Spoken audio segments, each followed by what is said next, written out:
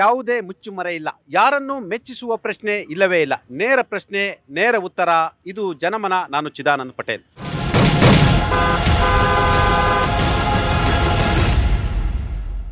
ಲೋಕಸಭೆಯಲ್ಲಿ Naravane, general Naravane, Donald Trump, trade deal ಬಗ್ಗೆ ರಣಾಂಗಣವಾಗಿದೆ. ಕರ್ನಾಟಕದಲ್ಲಿ ಮಾಜಿ ಸಚಿವ ಬಿಜೆಪಿ ನಾಯಕ ಬೈರತಿ ಬಸವರಾಜ್ ಬಂಧನಕ್ಕೆ ಒಳಗಾಗಿದ್ದಾರೆ. ಟ್ರೇಡ್ ಡೀಲ್ ನಿಜವಾಗ್ಲೂ ನಡೆದಿರ್ತಕ್ಕಂಥದ್ದು ಈ ದೇಶದ ರೈತರ ಹಿತಾಸಕ್ತಿಯ ಪರವಾಗಿಯೋ ಅಥವಾ ವಿರುದ್ಧವಾಗಿಯೋ? ಜನರಲ್ ನರವಣೆ ಪುಸ್ತಕ ಯಾಕೆ ಅಪ್ರಕಟಿತ ಪುಸ್ತಕವನ್ನು ರಾಹುಲ್ ಗಾಂಧಿ ಅವರು ಲೋಕಸಭೆಯಲ್ಲಿ ಎತ್ತಿದ್ದು ತಪ್ಪೋ ಸರಿಯೋ? ಭಾರತದ ರೈತರ ಹಿತಾಸಕ್ತಿಯನ್ನು ಭಾರತೀಯ ಜನತಾ ಪಕ್ಷ ಬಲಿಕೊಡುವ ಮುಖಾಂತರ ಅಮೆರಿಕದ ಹಿತಾಸಕ್ತಿಯ ಪರವಾಗಿ ನಿಂತಿದೆಯಾ? ಈ ಎಲ್ಲದರ ಬಗ್ಗೆ ಚರ್ಚೆಯನ್ನು ಮಾಡ್ತೀವಿ. ಅದೇ ರೀತಿ ರಾಹುಲ್ ಗಾಂಧಿಯವರನ್ನ ಲೋಕಸಭೆಯಿಂದಲೇ ಉಚ್ಚಾಟಿಸಲು, ಲೋಕಸಭೆಯಿಂದಲೇ ವಜಾ ಮಾಡಿಸಲು ಬಿಜೆಪಿಯ ಸಂಸದರವರು ಈಗಾಗಲೇ ನೋಟಿಸನ್ನು ಕೊಟ್ಟಿರ್ತಕ್ಕಂಥದ್ದು. ಆ ನೋಟಿಸನ್ನು ಸರ್ಕಾರ ವಾಪಸ್ ತೆಗೆದುಕೊಂಡಿದೆ. ಆದರೂ ಕೂಡ ಸದನ ಸಮಿತಿಗೆ ಈ ವಿಚಾರ ಸಂಬಂಧಪಟ್ಟಾಗೆ, ಹಕ್ಕುಚ್ಯುತಿ ವಿಚಾರ ಸಂಬಂಧಪಟ್ಟಾಗೆ ನೈತಿಕ ಸಮಿತಿಗೆ ಕೊಡಲಿಕ್ಕೆ ತೀರ್ಮಾನ ಮಾಡಿರುವಂಥದ್ದು. ಒಟ್ಟಾರೆ ಲೋಕಸಭೆಯಲ್ಲಿ ಆಡಳಿತ ಮತ್ತು ವಿಪಕ್ಷಗಳ ನಡುವಿನ ಈ ಒಂದು ರಣಾಂಗಣ, ಆ ಮುಖಾಂತರ ದೇಶದ ಪ್ರಜಾಪ್ರಭುತ್ವಕ್ಕೆ ಅಣಕಾಗಿದೆ. ಈ ಎಲ್ಲದರ ಬಗ್ಗೆ ಚರ್ಚೆ ಮಾಡೋಣ ಬನ್ನಿ. ವಿಜೇಂದ್ರ ಪ್ರಸಾದ್ ರವರೇ, ರಾಹುಲ್ ಗಾಂಧಿಯವರು ಈ ದೇಶದ ವಿಚಾರಗಳನ್ನು ಪ್ರಸ್ತಾಪವನ್ನು ಮಾಡಿದ್ದಾರೆ. ಈ ದೇಶದ ಸೇನಾ ಮುಖ್ಯಸ್ಥರು ಬರೆದಿರ್ತಕ್ಕಂಥ ಪುಸ್ತಕದ ಬಗ್ಗೆ ಚರ್ಚೆಯನ್ನು ಮಾಡಿದರು. ರೈತರ ಬಗ್ಗೆ ಚರ್ಚೆಯನ್ನು ಮಾಡಿದರು. ಅಮೆರಿಕದ ಟ್ಯಾಕ್ಸ್ ಟೆರರಿಸಮ್ ಬಗ್ಗೆ ಚರ್ಚೆಯನ್ನು ಮಾಡಿದರು. ಅಮೆರಿಕದ ಟ್ಯಾಕ್ಸ್ ಟೆರರಿಸಮ್ ಹೆಸರಿನಲ್ಲಿ ದೇಶದ ಹಿತವನ್ನು ಬಲಿ ಕೊಡಲಿಕ್ಕೆ ಹೊರಟಿದ್ದಾರೆ ಅಂತ ಪ್ರಶ್ನೆಯನ್ನು ಮಾಡಿದರು. ಹಾಗಾದರೆ ನಿಮ್ಮನ್ನು ಈ ಪ್ರಜಾಪ್ರಭುತ್ವ ರಾಷ್ಟ್ರದಲ್ಲಿ, ಸಾಂವಿಧಾನಿಕ ವ್ಯವಸ್ಥೆ ಇರ್ತಕ್ಕಂಥ ರಾಷ್ಟ್ರದಲ್ಲಿ ಭಾರತೀಯ ಜನತಾ ಪಕ್ಷದ ನೇತೃತ್ವದ ಅಂದರೆ NDA ಸರ್ಕಾರ ಯಾರೂ ಪ್ರಶ್ನೆಯನ್ನು ಮಾಡಬಾರ್ದಾ? ಎಲ್ಲ ಹಕ್ಕುಗಳನ್ನು ಮೊಟಕುಗೊಳಿಸಬೇಕಾ? ಆ ಮುಖಾಂತರ ನೀವು ಹಿಟ್ಲರ್ ಆಡಳಿತವನ್ನು ನಡೆಸ್ತಿದ್ದೀರಾ? ನೋಡಿ, ಪ್ರಶ್ನೆ ಮಾಡಬಾರ್ದು ಅಂತಲ್ಲ, ಬಟ್ ರಾಹುಲ್ ಗಾಂಧಿ ಉದ್ದೇಶ ಇದೆಯಲ್ಲ, ರಾಹುಲ್ ಗಾಂಧಿ ಉದ್ದೇಶ ಏನಿದೆ ಅಂತಂದರೆ, ಒಂದು ದೇಶದಲ್ಲಿ ಅರಾಜಕತೆ ಸೃಷ್ಟಿ ಮಾಡಬೇಕು ಅಂತ, ಅರಾಜಕತೆ ಸೃಷ್ಟಿ ಮಾಡಬೇಕು ಅಂತಲೇ ಅದು ಉದ್ದೇಶ, ದುರುದ್ದೇಶ. ನೋಡಿ, 95 ಚುನಾವಣೆ ಸೋತಿರೋ ರಾಹುಲ್ ಗಾಂಧಿ ಅದೊಂಥರ ಅಚೀವ್ಮೆಂಟ್. ಅದು ಈ ದೇಶದಲ್ಲಿ ಯಾವುದೇ ರಾಜಕೀಯ ವ್ಯಕ್ತಿ ಈ ಥರ ಅಚೀವ್ಮೆಂಟ್ ಮಾಡಿಲ್ಲ. ಚುನಾವಣೆಯ ಸೋಲು ಗೆಲುವು ನಂತರ ಅವರು ಈ ದೇಶದ ವಿಪಕ್ಷ ನಾಯಕ, ಹೌದಲ್ವಾ? ವಿಪಕ್ಷ ನಾಯಕ ಆದ್ರೂ ಅವರು ವಿಪಕ್ಷ ನಾಯಕ ಥರ ನಡ್ಕೋಬೇಕು. ಅವರು ಅರಾಜಕತೆ ಸೃಷ್ಟಿ ಮಾಡ್ತಾ ಇದ್ದಾರೆ. ಇದೊಂಥರ ಏನಾಗ್ತಾ ಇದೆ ಅಂತಂದರೆ, ಒಂದು ಅವ್ರದ್ದು ನಡೆನುಡಿ ಇದೆಯಲ್ಲ, ಅದು ದೇಶದಲ್ಲಾಗಲಿ ಅಥವಾ ಹೊರಗ ದೇಶದಾಗಲಿ ಅವ್ರದ್ದು ನಡ್ಕೊಳ್ಳೋಂಥ ಹಾವ, ಅವ್ರು ನಡ್ಕೊಳ್ಳೋಂಥ ಭಾವ ಇದೆಲ್ಲ, ಇದು ದೇಶದ ವಿರುದ್ಧವಾಗಿದೆ. ಇದು ಒಂಥರ ಅರಾಜಕತೆ ಸೃಷ್ಟಿ ಮಾಡೋ ಅಂಥ ಕೆಲಸ ರಾಹುಲ್ ಗಾಂಧಿ ಅವ್ರು ಮಾಡ್ತಾ ಇದ್ದಾರೆ. ಒಂದು, ಇವಾಗ ವಾಜಪೇಯಿ ಅವರು ಮೊದಲು ವಿರೋಧ ಪಕ್ಷದ ನಾಯಕರಾಗಿದ್ದರು, ಅವ್ರು ನಡ್ಕೊಳ್ಳೋಂಥ ರೀತಿ, ಇವಾಗ ರಾಹುಲ್ ಗಾಂಧಿ ನಡ್ಕೊಳ್ಳೋಂಥ ರೀತಿ, ಇದಕ್ಕೆ ತಾಳೆ ಮಾಡ್ಕೊಳ್ಳೋಕ್ಕಾಗತ್ತಾ? ಇದು ಏನು ಅಂತಂದರೆ, ಒಂದು ಇಮ್ಮೆಚ್ಯೂರ್, ಬಾಲಿಶವಾದ ಬಿಹೇವಿಯರ್, ಒಂದು ಇಮ್ಮೆಚ್ಯೂರ್ ಬಿಹೇವಿಯರ್, ಇದೆಲ್ಲ ಇರಬೇಕಾದ್ರೆ ಇವರು ನಿಜವಾಗ್ಲೂ ಇವರು ವಿರೋಧ ಪಕ್ಷದ ನಾಯಕರ ಅಂತ ನಾವು ಯೋಚನೆ ಮಾಡಬೇಕಾಗುತ್ತೆ. ದೇಶದ ಅರಾಜಕತೆಗೆ ಕಾರಣಕರ್ತರಾಗ್ತಿದ್ದಾರೆ ಅಂತ ಹೇಳ್ತಿದ್ದಾರೆ ರಾಹುಲ್ ಗಾಂಧಿ ಅವರು. ಅವರಿಗೆ ಇಮ್ಮೆಚ್ಯೂರ್ ಲೀಡರ್ ಅಂತ ಹೇಳ್ತಿದ್ದಾರೆ. ಪ್ರಜಾಪ್ರಭುತ್ವ ರಾಷ್ಟ್ರದಲ್ಲಿ ಪ್ರತಿಯೊಬ್ಬ ಭಾರತ ದೇಶ ಚುನಾವಣೆ ನಿಲ್ಬಹುದು. ಸೋಲು ಗೆಲುವು ಬೇರೆ ಪ್ರಶ್ನೆ, ಅದು ಮತದಾರರು ಕೊಡ್ತಕ್ಕಂಥ ತೀರ್ಪದು. ನಮ್ಮ ಪ್ರಶ್ನೆ ಏನಂದರೆ, ಇವತ್ತು ನಮ್ಮ ದೇಶದ ರೈತರದ್ದು, ನಮ್ಮ ದೇಶದ ಬಡ ಜನರನ್ನ ಇವತ್ತು ಯಾಕೆ ಅಮೇರಿಕಾಗೆ ಹೋಗಿ ಮಾಡ್ತಾ ಇದ್ದೀರಾ? ಇದನ್ನ ಯಾರು ಪ್ರಶ್ನೆ ಮಾಡಬಾರ್ದಾ? ಇವತ್ತು ರೈತರದ್ದು ಏನು ಆಪಲ್ನ ನೀವು ಎಕ್ಸ್ಪೋರ್ಟ್ ಮಾಡಬೇಕು ಅಂತಿದ್ದೀರಲ್ಲ, ಅಮೇರಿಕಾ ದೇಶದಲ್ಲಿ, ನಮ್ಮ ದೇಶದಲ್ಲಿ ಆಪಲ್, ಸೇಬು ಬೆಳೆಯುವಂಥ ನಮ್ಮ ದೇಶ ಅಲ್ವಾ? ನಮ್ಮ ದೇಶ ಅಲ್ವಾ? ಕಾಶ್ಮೀರ ನಮ್ಮದು ಅಂತೀರಲ್ಲ, ಕಾಶ್ಮೀರಲ್ಲಿ ಬೆಳ್ತಕ್ಕಂಥ ಸೇಬನ್ನ ನಮ್ಮ ದೇಶನ ಬಿಟ್ಕೊಳಕ್ಕೆ ನಮ್ಗೆ ಯಾಕೆ ಬಿಡ್ತಾಯಿಲ್ಲ ನೀವು? ಅಮೇರಿಕನ್ ತೊಗೊಂಬಂದು ನಾವು ಸೇಬು ತಿನ್ನಬೇಕಾ? ಆದ್ರೆ ಒಂದು ವಿಚಾರನ ನೀವು ಗಮನದಲ್ಲಿ ಇಟ್ಕೊಳ್ರಿ, ಮೋದಿಯವರು ಇಲ್ಲಿವರೆಗೂ ನಾವು ಪ್ರಶ್ನೆ ಮಾಡ್ತಿದ್ದೀವಲ್ಲ, ಯಾಕೆ ಬಂದು ನೀವು ಮಾಧ್ಯಮದ ಮುಂದೆ, ಜನದ ಮುಂದೆ ನೀವು ಉತ್ತರ ಕೊಡ್ತಾ ಇಲ್ಲ? ಯಾಕೆ ಮೌನವಾಗಿದ್ದೀರಾ? FLC ಫೈಲಲ್ಲಿ ಒಬ್ಬ ಹೆಣ್ಣು ಮಕ್ಕಳನ್ನ 12 ವರ್ಷ ಮಗು, 8 ವರ್ಷ ಮಗುನ ಕರ್ಕೊಂಡೋಗಿ ಮಾಡ್ತಾನಲ್ಲ, ಅವನ ಜೊತೆಲಿ ಇರ್ತಾನೆ. ನಿಮ್ಮ ಲಿಂಕ್ ಇಟ್ಕೊಂಡು ಕೇಂದ್ರ ಸರ್ಕಾರ ರಾಹುಲ್ ಗಾಂಧಿ ಮಾಡೋದು ನೀವ್ ಹೇಳಿದಿರಲ್ಲ, ಮಾತು ವಾಪಸ್ ತಗೊಳ್ಳಿ. ಯಾಕ್ರಿ ಇಲ್ಲ 13 ವರ್ಷದ ಹೆಣ್ಣು ಮಕ್ಕಳ ಮೇಲೆ ರೇಪ್ ಮಾಡ್ತಾ ಇದಾರಲ್ಲ, ಎಲ್ರಿ ಇದೀರಾ? 13 ಈಗಾಗಲೇ ಅವರು ಹೇಳಿದ್ರು, ರಾಹುಲ್ ಗಾಂಧಿ ಅವರು ಈ ರೀತಿ ಪ್ರಶ್ನೆ ಮಾಡಿದ್ದು ತಪ್ಪು ಅಂತ ಹೇಳ್ತಿದ್ದಾರೆ. ಮತ್ತು ಒಬ್ಬ ಲೋಕಸಭೆ ವಿಪಕ್ಷ ನಾಯಕನಾಗಿ ಗಂಭೀರ ವಿಚಾರಗಳ ಬಗ್ಗೆ ಚರ್ಚೆ ಮಾಡಬೇಕಿತ್ತು. ಯಾವುದೋ ಅಪ್ರಕಟಿತ ಪುಸ್ತಕವನ್ನು ಇಟ್ಕೊಂಡು ಈ ದೇಶದ ಮೂಲಭೂತ ಸಮಸ್ಯೆಗಳ ಬಗ್ಗೆ, ಕಾರ್ಮಿಕರ ಸಮಸ್ಯೆಗಳ ಬಗ್ಗೆ, ರೈತರ ಸಮಸ್ಯೆಗಳ ಬಗ್ಗೆ, ಮಹಿಳೆಯರ ಸಮಸ್ಯೆಗಳ ಬಗ್ಗೆ, ನಿರುದ್ಯೋಗ ಸಮಸ್ಯೆಗಳ ಬಗ್ಗೆ ಚರ್ಚೆಯನ್ನು ಮಾಡಬೇಕಿತ್ತು. ಆದರೆ ಆ ಚರ್ಚೆಯನ್ನು ಮಾಡಲಿಲ್ಲ ಅನ್ನೋದು ಅವರ ಪ್ರಶ್ನೆ.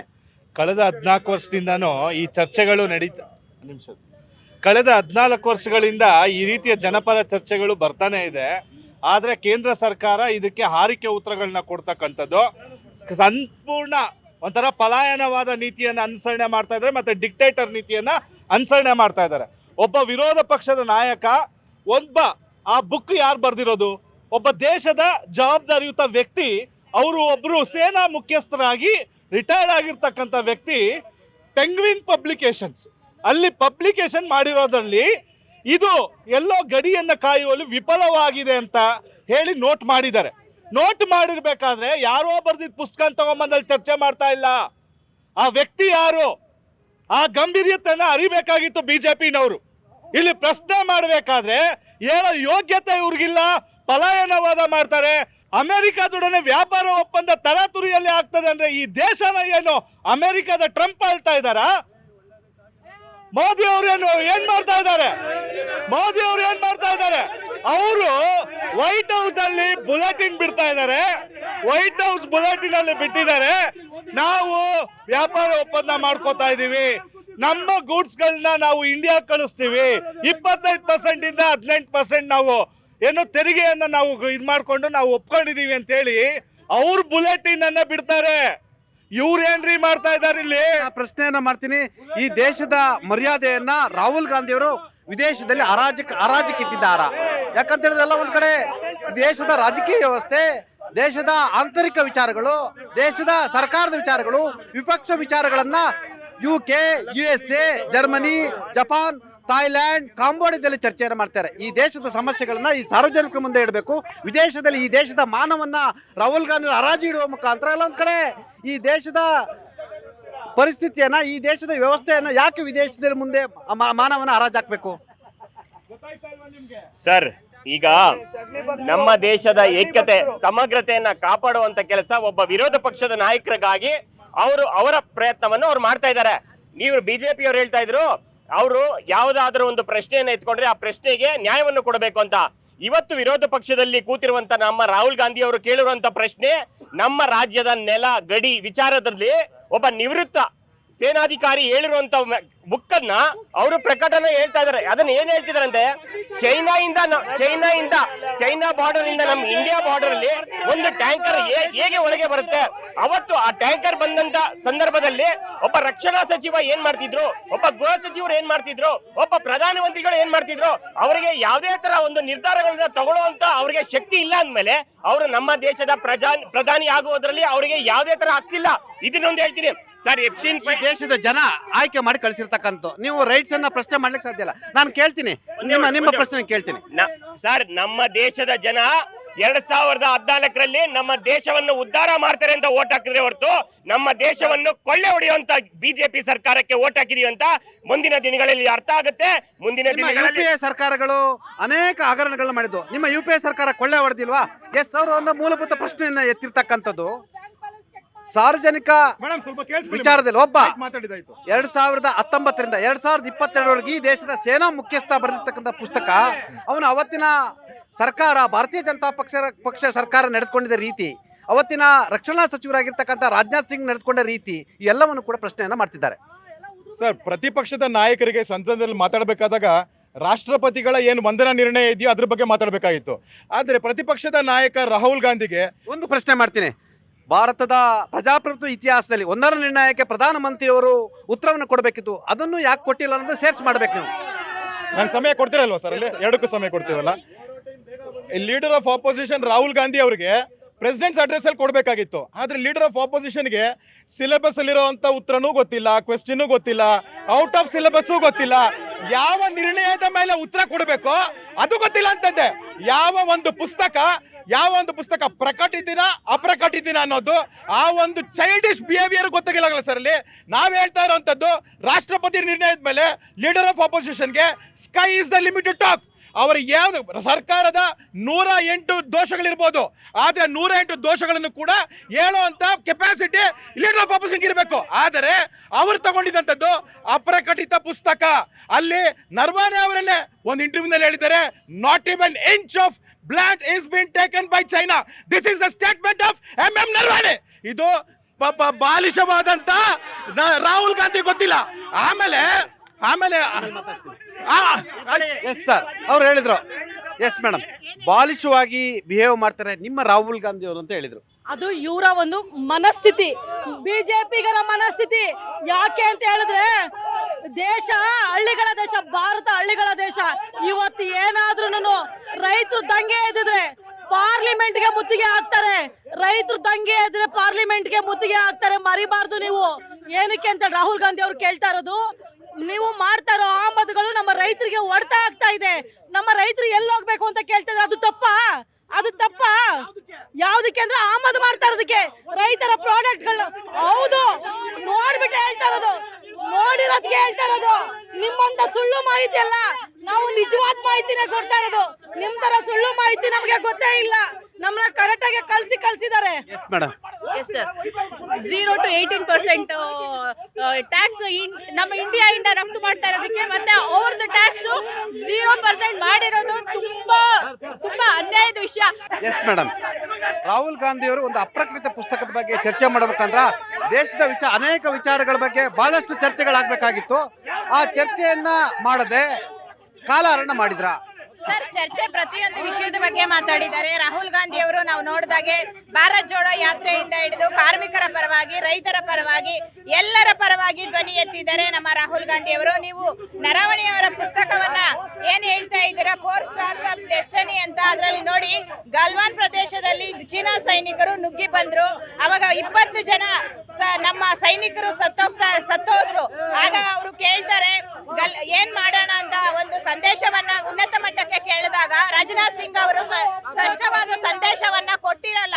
ಅದೇ ಕಾರಣಕ್ಕೆ 20 ಜನ ಭಾರತೀಯ ಸೈನಿಕರು ಅಲ್ಲಿ ಮಡಿ ಸತ್ತೋಗ್ತಾರೆ. ಅದಕ್ಕೆ ನೇರವಾದ ಕಾರಣ ನಮ್ಮ ಪ್ರಧಾನಿಗಳು ಸರಿಯಾದ ಒಂದು ಡಿಸಿಷನ್ ತಗೊಳ್ತಾ ಇರೋದು. ಸೊ ಆ 20 ಜನ ಸತ್ತಿದ್ರಿಂದಾನೆ ಅದನ್ನು ಇವತ್ತು ಸೈನಿಕರ ಸತ್ತಿದ್ದನ್ನ ಪ್ರಶ್ನೆ ಮಾಡಿದ್ದು ತಪ್ಪೇನಿದೆ ಸರ್? ಆ ಬುಕ್ ಅಲ್ಲಿ ಉಲ್ಲೇಖ ಆಗಿದೆ. ಅವರು ನಮ್ಮ ದೇಶದ ಮೇಜರ್ ಮುಖ್ಯಸ್ಥರಾಗಿದ್ರು, ಸೈನಿಕ ಇದಾಗಿದ್ರು. ದೇಶದಲ್ಲಿ ಅನೇಕ ಸಮಸ್ಯೆಗಳಿರ್ತಕ್ಕಂಥ ಆ ಸಮಸ್ಯೆಗಳ ಬಗ್ಗೆ ಚರ್ಚೆ ಮಾಡೋ ಅಗತ್ಯ ಇರಲಿಲ್ವಾ? ಆ ಪುಸ್ತಕ, ಅಪ್ರಕಟಿತ ಪುಸ್ತಕ ಚರ್ಚೆ ಅಗತ್ಯ ಇರ್ತದ? ಇದು ಸಮಸ್ಯೆನೆ. ಈ ಪುಸ್ತಕನೂ ಸಮಸ್ಯೆ. ಪುಸ್ತಕದಲ್ಲಿ ಏನಿದೆ, ಅದೇ ಯಾರಾದ್ರೂ ಆದಿಲಿ ಬೀದಿಲಿ ಹೋಗೋರು ಹೇಳಿದ್ರೆ ಈ ಮಾತಿಗೆ ನಿಮ್ಮನ್ನ ಒಪ್ಪಿಗೆ ಕೊಡ್ತಾ ಇತ್ತು. ಸೇನಾ ಮುಖ್ಯಸ್ಥರು ಕೊಟ್ಟಾದ್ಮೇಲೆ ಇವ್ರಿಗೆ ಯಾಕೆ ಭಯ? ಇನ್ ದ ಹೌಸಲ್ಲೇ ಯಾಕೆ ಓಡೋಗ್ತಾರೆ ಇವರು? ಯಾಕೆ ಓಡೋಗ್ತಾರೆ ಸರ್? ಅಮೆಝಾನ್ ಅಲ್ಲಿ ಅದು ಅವೈಲಬಲ್ ಇತ್ತು. ಇವ್ರು ಯಾವಾಗ LOP ಆಗಿ ಕೇಳಿರೋ ಕ್ವಶನ್ ಸಿಟ್ಟಿಂಗ್ ಅಸೆಂಬ್ಲಿಲಿ, ಅವತ್ತಿಂದ ಅದನ್ನ ಬ್ಲಾಕ್ ಮಾಡಿದ್ದಾರೆ ಅಮೆಝಾನ್ ಬುಕ್. ಇವ್ರು ಹೇಳ್ತಾರೆ ಬಿಜೆಪಿಗರು ಪ್ರಕಟಣೆ ಆಗಿಲ್ಲ, ಪ್ರಕಟಣೆ ಆಗಿಲ್ಲ ಅಂದ್ರೆ ಮಾರ್ಕೆಟ್ ಅಲ್ಲಿ ಹೆಂಗ್ ಸರ್ ಸಿಗುತ್ತೆ? ಬರೀ ಬೂದಿ ಏರಿಸ್ತಾರೆ ಸರ್, ಸುಳ್ಳಿನ ಬೂದಿ ಇವರು. ಇದ್ದೇ ಆನ್ಸರ್ ಕೊಡಕ್ಕೆ ಹೋಗ್ತಾ ಇಲ್ಲ ಅವ್ರಿಗೆ, ಬಿಜೆಪಿ ಅವ್ರಿಗೆ. ಬರೀ ಸುಳ್ಳಿನ ಬೂದಿ. ಸರ್, ಈಗ ಚರ್ಚೆಯನ್ನ ಮಾಡ್ತಿದ್ದು ಈ ದೇಶದ ಅನೇಕ ಸಮಸ್ಯೆಗಳು ಇರ್ತಕ್ಕಂಥದ್ದು. ಈಗ ನೀವೇ ಹೇಳ್ತೀರಾ, ವಿಪಕ್ಷವಾಗಿ ಹೇಳ್ತೀರಾ, ಈ ದೇಶದಲ್ಲಿ ನಿರುದ್ಯೋಗ ಸಮಸ್ಯೆ ಇದೆ, ರೈತರ ಸಮಸ್ಯೆ ಇದೆ, ಕಾರ್ಮಿಕರ ಸಮಸ್ಯೆ ಇದೆ, ಮಹಿಳೆಯರ ಸಮಸ್ಯೆ ಇದೆ. ಈ ದೇಶದ ಅನೇಕ ಸಮಸ್ಯೆಗಳ ವಿಚಾರವನ್ನು ಚರ್ಚೆ ಮಾಡಬೇಕಾ ಬೇಡವಾ ಹೇಳಿ? ಲೋಕಸಭೆ ಅಂತ ಹೇಳ್ತಿರ್ತಕ್ಕಂಥದ್ದು, ಅಲ್ಲಿ ಈ ದೇಶದ ಜನರ ಪರವಾಗಿ ಎಲ್ಲರೂ ಕೂಡ ಪ್ರತಿನಿಧಿಯಾಗಿ ಆಗಿರ್ತಕ್ಕಂಥದ್ದು. ಯಾರೊಬ್ಬರು ಪುಸ್ತಕ ಅವರು ಇವತ್ತು ಬಂದು ಹೊರಗಡೆ ಬಂದು ಹೇಳಕ್ಕೆ ರೆಡಿ ಇಲ್ಲ. ನರವಣೆಯವರು ಬರ್ದವಂತಾರೆ, ಹೊರಗಡೆ ಬಂದು ಹೇಳಕ್ಕೆ ರೆಡಿ ಇಲ್ಲ. ಪೆಂಗ್ವಿನ್ನವರು ನಾವು ಪ್ರಕಟಿಸಿಲ್ಲ ಅಂತ ಹೇಳ್ತಾರೆ. ಆ ಮುಖಾಂತರ ಎಲ್ಲೊಂದು ಕಡೆ ಅಟೆನ್ಷನ್ ಇದರಿಂದ ಡೈವರ್ಷನ್ ಆಗ್ತಿದೆ. ಇವರ ವೈಯಕ್ತಿಕ ರಾಜಕೀಯ ಕಿತ್ತಾಟಕ್ಕಾಗಿ, ಇವರ ವೈಯಕ್ತಿಕ ರಾಜಕೀಯ ಲಾಲಸೆಗಾಗಿ ಈ ದೇಶದ ಪ್ರಮುಖ ಸಮಸ್ಯೆಗಳೇ ಲೋಕಸಭೆ ಅಂತಲ್ಲಿ ಚರ್ಚೆ ಆಗ್ತಿಲ್ವಾ? ಸರ್, ಖಂಡಿತವಾಗ್ಲೂ ಇಲ್ಲಿ 2 ವಿಚಾರ ಇದೆ. ಮೊದಲನೇದೇನು ಅಂತಂದ್ರೆ ಬೆಂಕಿ ಇಲ್ಲದೆ ಹೊಗೆ ಆಡಲ್ಲ. ಹಾಗಾಗಿ ಈ ಪುಸ್ತಕ ಪ್ರಕಟಣೆ ಆಗಿದ್ಯಾ ಆಗಿಲ್ವಾ ಅನ್ನೋದನ್ನ ಸಮರ್ಪಕವಾಗಿ ಕೇಂದ್ರ ಸರ್ಕಾರ ಅಲ್ಲಿ ವಿಪಕ್ಷದವ್ರನ್ನ ಎದುರಿಸಬೇಕಾಗಿತ್ತು. ಅವ್ರು ಏನು ಕೇಳೋ ಪ್ರಶ್ನೆಗಳಿಗೆ ಸಮರ್ಪಕವಾಗಿ ಉತ್ತರ ಕೊಡ್ಲಿ. ಮತ್ತೆ ಎರಡನೇದು, ವಿರೋಧ ಪಕ್ಷದವರು ಸಹ ಈ ಒಂದು ಪುಸ್ತಕ ಇಟ್ಕೊಂಡು ಒಂದು ಏನು ಸಂಸತ್ತಿನ ಸಮಯ ಇದೆಲ್ಲ ಅದನ್ನ ಬರ್ಬಾದ್ ಮಾಡೋದ್ರಲ್ಲಿ ಅರ್ಥವೇನೇ ಇಲ್ಲ. ನೀವು ಹೇಳೋದಂಗೆ ಸಾಕಷ್ಟು ಸಮಸ್ಯೆಗಳಿದೆ. ಇಲ್ಲೇನಾಗಿದೆ ಅಂತಂದ್ರೆ ಇದೊಂಥರ ಫ್ರೆಂಡ್ಲಿ ಮ್ಯಾಚ್. BJP ಅವ್ರಿಗೂ ಕಾಂಗ್ರೆಸ್ ಅವ್ರಿಗೂ ದೇಶದ ಸಮಸ್ಯೆ ಬಗ್ಗೆ ಯಾವುದೇ ರೀತಿ ಕಿಂಚಿತ್ತೂನು ಗೌರವನಿಲ್ಲ. ಜನಗಳ ಬಗ್ಗೆ ಯಾವುದೇ ರೀತಿ ಕಾಂಗ್ರೆಸ್ ಮತ್ತು ಬಿಜೆಪಿಯವರಿಗೆ ಈ ದೇಶದ ಜನರ ಸಮಸ್ಯೆಗಳ ಬಗ್ಗೆ ಸ್ವಲ್ಪನೂ ಕೂಡ ಕಿಂಚಿತ್ತಿಲ್ಲ ಅನ್ನೋ ಮಾತನ್ನ ಹೇಳಿದ್ರು. ಖಂಡಿತವಾಗ್ಲೂ ಕಾಂಗ್ರೆಸ್ನವ್ರಿಗೆ ಈ ದೇಶದಲ್ಲಿ ನಿಮ್ದು ಸೇರ್ಕೊಂಡು ಒಂದ್ ಹೇಳ್ಕೊಳ್ಳಿ. ನಿಮಿಷ ಹೇಳ್ತೀನಿ ಕೇಳಿ. ಇವತ್ತು ಕಾಂಗ್ರೆಸ್ನ ಅಪೋಸಿಷನ್ ಮುಖಂಡರಾದಂಥ ರಾಹುಲ್ ಗಾಂಧಿ ಅವರಿಗೆ ದೇಶದಲ್ಲಿರುವಂಥ ಯಾವುದನ್ನ ಸಮಸ್ಯೆ ಬಗ್ಗೆ ಎತ್ತಿಡಿದು ವಿಚಾರ ಚರ್ಚೆ ಮಾಡಿದ್ರೆ ಜನರು ಇವತ್ತು ಖುಷಿ ಪಡ್ತಾ ಇದ್ರು. ಇವತ್ತು ನಗರಾಭಿವೃದ್ಧಿ ಇಲಾಖೆಯಲ್ಲಿ ಏನು ಸಮಸ್ಯೆ ಇದೆ, ಆರೋಗ್ಯ ಇಲಾಖೆಯಲ್ಲಿ ಏನು ಸಮಸ್ಯೆ ಇದೆ, ಸಮಾಜ ಕಲ್ಯಾಣ ಇಲಾಖೆಯಲ್ಲಿ ಏನು ಸಮಸ್ಯೆ ಇದೆ, ಮತ್ತೆ ಬೇರೆ ಬೇರೆ ಸಾರಿಗೆ ವ್ಯವಸ್ಥೆ ಸಮಸ್ಯೆಗಳು ಇರೋದು ತಾವು ಒಪ್ಕೊಂಡಿದ್ದೀರಾ, ಅವರು ಚರ್ಚೆ ಮಾಡ್ತಾ ಇಲ್ಲ, ಅದು ನಿಮಗೆ ಅನುಕೂಲನೂ ಆಗ್ತಾ ಇದೆ. ಸಮಸ್ಯೆ ಇದ್ದೀರಾ ಚರ್ಚೆ ಮಾಡ್ತಾ ಇದ್ರು. ದೇಶದಲ್ಲಿ ಉತ್ತಮ ಆಡಳಿತ ಕೊಡ್ತಾ ಇರ್ತಕ್ಕಂಥ ಮೋದಿ ಬಗ್ಗೆ, ಭಾರತದ ಬಗ್ಗೆ ಕೆಟ್ಟ ಹೆಸರು ತರಬೇಕು ಅನ್ನೋ ಒಂದೇ ಉದ್ದೇಶ ಇಟ್ಕೊಂಡು ಇವತ್ತು ನರವಡೆ ವಿಚಾರ ತರ್ತಾರೆ.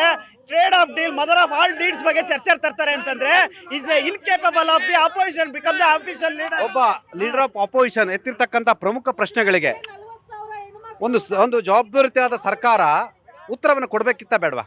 ಕೊಡ್ಬೇಕಾಗಿತ್ತು. ಇವಾಗ ರಾಹುಲ್ ಗಾಂಧಿಗೆ ಆ ಇದರದ್ದು ಏನು ಇದಿರ್ಲಿಲ್ಲ, ಏನು ಆ ಪುಸ್ತಕದ ಬಗ್ಗೆ ಏನು ಇದಿರ್ಲಿಲ್ಲ. ನಾನು ರಾಷ್ಟ್ರಪತಿ ಭಾಷಣದ ವಂದನಾ ನಿರ್ಣಯವನ್ನು ಕೂಡ ಯಾರು ಉತ್ತರವನ್ನು ಕೊಡಬೇಕಿತ್ತು? ಚರ್ಚೆ ಆದ್ಮೇಲೆ ಯಾರು ಕೊಡ್ಬೇಕಿತ್ತು ಹೇಳಿ? ಯಾರು ಕೊಡ್ಬೇಕಿತ್ತು ಸರ್? ಈಗ ವಿಚಾರ ನೋಡಿ ಸರ್, ಈಗ ಮಾನ್ಯ ರಾಹುಲ್ ಗಾಂಧಿ ಅವರು ವಿದೇಶದಲ್ಲಿ ಕೂತ್ಕೊಂಡು ಮಾಧ್ಯಮದಲ್ಲಿ ನಮ್ಮ ಭಾರತವನ್ನ ಕೀಳೆರಿಮೆಯಿಂದ ಮಾತಾಡ್ತಾರೆ. ಅದರ ಬಗ್ಗೆ ಏನು ಹೇಳ್ತೀರಾ? ಅವ್ರಿಗೆ ಭಾರತ ದೇಶದ ಮೇಲೆ ಯಾವುದೇ ರೀತಿಯಾದಂಥ ಒಂದು ಎಳ್ಳಷ್ಟು ಗೌರವ ಇಲ್ಲ. ಜೊತೆಗೆ ನೋಡಿ, ಈಗ ರಾಜ್ಯದಲ್ಲಿ ಈಗ ಸಮಸ್ಯೆ ಇದೆ ಸರ್. ಭಾರತದಲ್ಲಿ ಎಲ್ಲೆಲ್ಲಿ ಸಮಸ್ಯೆ ಇದೆ, ಯಾವ ರಾಜ್ಯದಲ್ಲಿ ಕಾಂಗ್ರೆಸ್ ಸರ್ಕಾರ ಆಡಳಿತದಲ್ಲಿದೆಯೋ ಅಲ್ಲೆಲ್ಲ ಸಾಕಷ್ಟು ಸಮಸ್ಯೆಗಳಿದೆ. ಬಿಜೆಪಿಯಲ್ಲಿ ಎಲ್ಲೂ ಸಮಸ್ಯೆ ಇಲ್ಲ. ಸಮಸ್ಯೆಗೆ ಮೂಲ ಪರಿಹಾರನೇ ಬಿಜೆಪಿ ಸರ್. ಏನೋ ಸಮಸ್ಯೆಗೆ ಮೂಲ ಪರಿಹಾರ ಬಿಜೆಪಿ ಅಂತ ಹೇಳ್ತಾವ್ರೆ. ಬಹಳ ಚೆನ್ನಾಗಿ ಜೋಕ್ ಮಾಡ್ತಾರೆ ಬಿಜೆಪಿ ಅವರು. ಈ ದೇಶಕ್ಕೆ ಏನಾದರೂ ಒಳ್ಳೇದಾಗ್ಬೇಕಂದ್ರೆ ನರೇಂದ್ರ ಮೋದಿ ಅವರು ಮೊದಲು ರಿಸೈನ್ ಮಾಡಿಬಿಡ್ಬೇಕು. ಏನಕ್ಕಂದ್ರೆ 12 ವರ್ಷದಿಂದ ದೇಶ ಮಾಡೋದ್ ಬಿಟ್ಟು ಬೇರೆ ಏನು ಮಾಡಿಲ್ಲ. ದಯವಿಟ್ಟು ಒಂದು ರಿಕ್ವೆಸ್ಟ್, ಅವಾಗಲೇ ಏನೋ ಹೇಳ್ತಾ ಇದ್ರು ಅಪೋಸಿಷನ್ ಅವ್ರು ಏನಾದ್ರು ಪ್ರಶ್ನೆ ಮಾಡಿದ ತಕ್ಷಣ ಓದ್ಕೊಂಡು ಬರಬೇಕು ಅಂತಾರೆ. ಯಾರು ಓದ್ಕೊಂಡು ಬರ್ಬೇಕು? ಸದನದಲ್ಲಿ ಒಬ್ಬ ವಿಪಕ್ಷ ನಾಯಕನ ಹಕ್ಕನ್ನ ಮೊಟಕುಗೊಳಿಸುವ ಪ್ರಯತ್ನ ನಡೀತಿದೆಯಾ? ಖಂಡಿತವಾಗ್ಲೂ ಸರ್. ಇವತ್ತು ನಮ್ಮ ದೇಶದಲ್ಲಿ ಏನಾಗಿದೆ ನೋಡಿ, ನಮ್ಮ ದೇಶದ ಪ್ರಧಾನಮಂತ್ರಿಗಳಾಗಲಿ ಹೊರದೇಶಕ್ಕೆ ಹೋಗ್ಬಿಟ್ಟು ಎಪ್ಸ್ಟೀನ್ ಅಂತವ್ರು ಸವಾಸ ಮಾಡ್ತಾರೆ ಅಂತಂದ್ರೆ ಯಾವ ಮಟ್ಟಕ್ಕೆ ಹೋಗಿ ಸಾಕ್ಷಿ ಇದೆಯಾ ನಿಮ್ಮ ಹತ್ರ? ಯಾರು ಆರೋಪವನ್ನು ಮಾಡಿದ್ರು? ಯಾರು ಆರೋಪ ಮಾಡಿರೋದಲ್ಲ ಸರ್, ನಾವು ನೋಡಿದ್ದೀವಿ, ಕಣ್ಣಾರೆ ನೋಡಿದ್ದೀವಿ. ಇವತ್ತು ಸೋಷಿಯಲ್ ಮೀಡಿಯಾದಲ್ಲಿ ಉಲ್ಲೇಖ ಮಾಡಿದ್ದಾರೆ. ನೋಡಿ, ಸೋಷಿಯಲ್ ಮೀಡಿಯಾ ಇವತ್ತು ಏನೇನು ಹಾಕುತ್ತೆ ಗೊತ್ತಲ್ಲ ಸರ್? ಗೊತ್ತಿದೆ. ಆದ್ರೂ ಇದನ್ನು ಸುಳ್ಳು ಅಂತ ಯಾಕೆ, ನಿಜ ಅಂತ ಯಾಕೆ ಒಪ್ಕೊಳ್ಳಲ್ಲ ನೀವು? ನಿಜ ನಡೆದಿದೆ. ಆಮೇಲೆ ಇವತ್ತಿನ ದಿನ ಇವತ್ತು ನಮ್ಮ ದೇಶದಲ್ಲಿ ಇವತ್ತು ರೈತರಾಗಲಿ, ವಿದ್ಯಾರ್ಥಿಗಳಿಗಾಗಲಿ, ಎಜುಕೇಟೆಡ್ಗಾಗಲಿ, ಆರೋಗ್ಯದ ಸಮಸ್ಯೆ ಬಗ್ಗೆ ಕಾಂಗ್ರೆಸ್ ಆಗಲಿ BJP ಆಗಲಿ ಏನಾದ್ರು ಒಂದು ಒಳ್ಳೆ ಕೆಲಸ ಮಾಡ್ತಾ ಇದ್ದಾರಾ? ಇವತ್ತಿನ ದಿನ ನಮ್ಮ ದೇಶದಲ್ಲಿ ಮನಮೋಹನ್ ಸಿಂಗ್ ಇದ್ದಾಗ 50 ಲಕ್ಷ ಕೋಟಿ ಸಾಲ ಆಯಿತು. ಇವತ್ತು 2 ಲಕ್ಷ ಸಾವಿರ ಕೋಟಿ ಸಾಲ ಆಗಿದೆ. ಇದ್ರ ಬಗ್ಗೆ ಯಾರು ಒಬ್ಬೊಬ್ಬ 200 ಲಕ್ಷ ಕೋಟಿ ಸಾಲ ಆಗಿದೆ. ಇದ್ರ ಬಗ್ಗೆ ಏನಾದರೂ ಯೋಚನೆ ಮಾಡಿದಾರಾ? ಇವತ್ತು ಬಜೆಟ್ ಮಂಡಿಸಿದ್ದಾರೆ. ಕೇಳ್ತೀನಿ, ತುಂಬಾ ಬುಕ್ಸ್ ಇಟ್ಕೊಂಡು ಬಂದಿದ್ದಾರೆ ಸರ್. ಈ ದೇಶದಲ್ಲಿ 200 ಲಕ್ಷ ಕೋಟಿ ಸಾಲ ಆಗಿದೆ. ಎಷ್ಟು ಹೇಳಿ? 200 ಲಕ್ಷ ಕೋಟಿ ಸಾಲ ಆಗಿದೆ. ಮತ್ತೆ ಈ ದೇಶದ ಅನೇಕ ಸಮಸ್ಯೆಗಳು ಇರ್ತಕ್ಕಂಥ ವರ್ಷಕ್ಕೆ 2 ಕೋಟಿ ಉದ್ಯೋಗವನ್ನು ಕೊಡ್ತೀವಿ ಅಂತ ಹೇಳಿದ್ವಿ. ನೀವು ಬಂದು 11 ವರ್ಷ ಆಯ್ತು, 22 ಕೋಟಿ ಉದ್ಯೋಗವನ್ನು ಕೊಡಬೇಕಿತ್ತು ಅಂತ ಹೇಳ್ತಿರ್ತಕ್ಕಂಥದ್ದು. ಇದು ಎಷ್ಟು ಸಾಲ ಮಾಡಿದಾರೆ ಅನ್ನೋದು ಮುಖ್ಯ ಅಲ್ಲ. ಇಲ್ಲಿ ಯಾವ್ದಕ್ಕೆ ಸಾಲ ಮಾಡಿದ್ದಾರೆ ಅನ್ನೋದು ಒಂದು ಯೋಚನೆ ಮಾಡಬೇಕಾಗುತ್ತೆ. ಆಯ್ತಾ?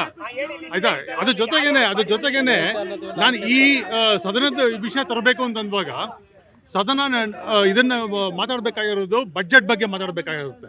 ಆಯ್ತಾ? ಬಡ್ಜೆಟ್ ಬಗ್ಗೆ ಮಾತಾಡಬೇಕಾದ್ರೆ ಒಂದು ರೂಲ್ಸ್ ಅಂಡ್ ರೆಗ್ಯುಲೇಷನ್ಸ್ ಅಂತ ಇರುತ್ತೆ. ಅದನ್ನ ಸದನದ ಜವಾಬ್ದಾರಿ ಯಾರ ಮೇಲೆ ಇರುತ್ತೆ? ಸ್ಪೀಕರ್ ಮೇಲೆ ಇರುತ್ತೆ.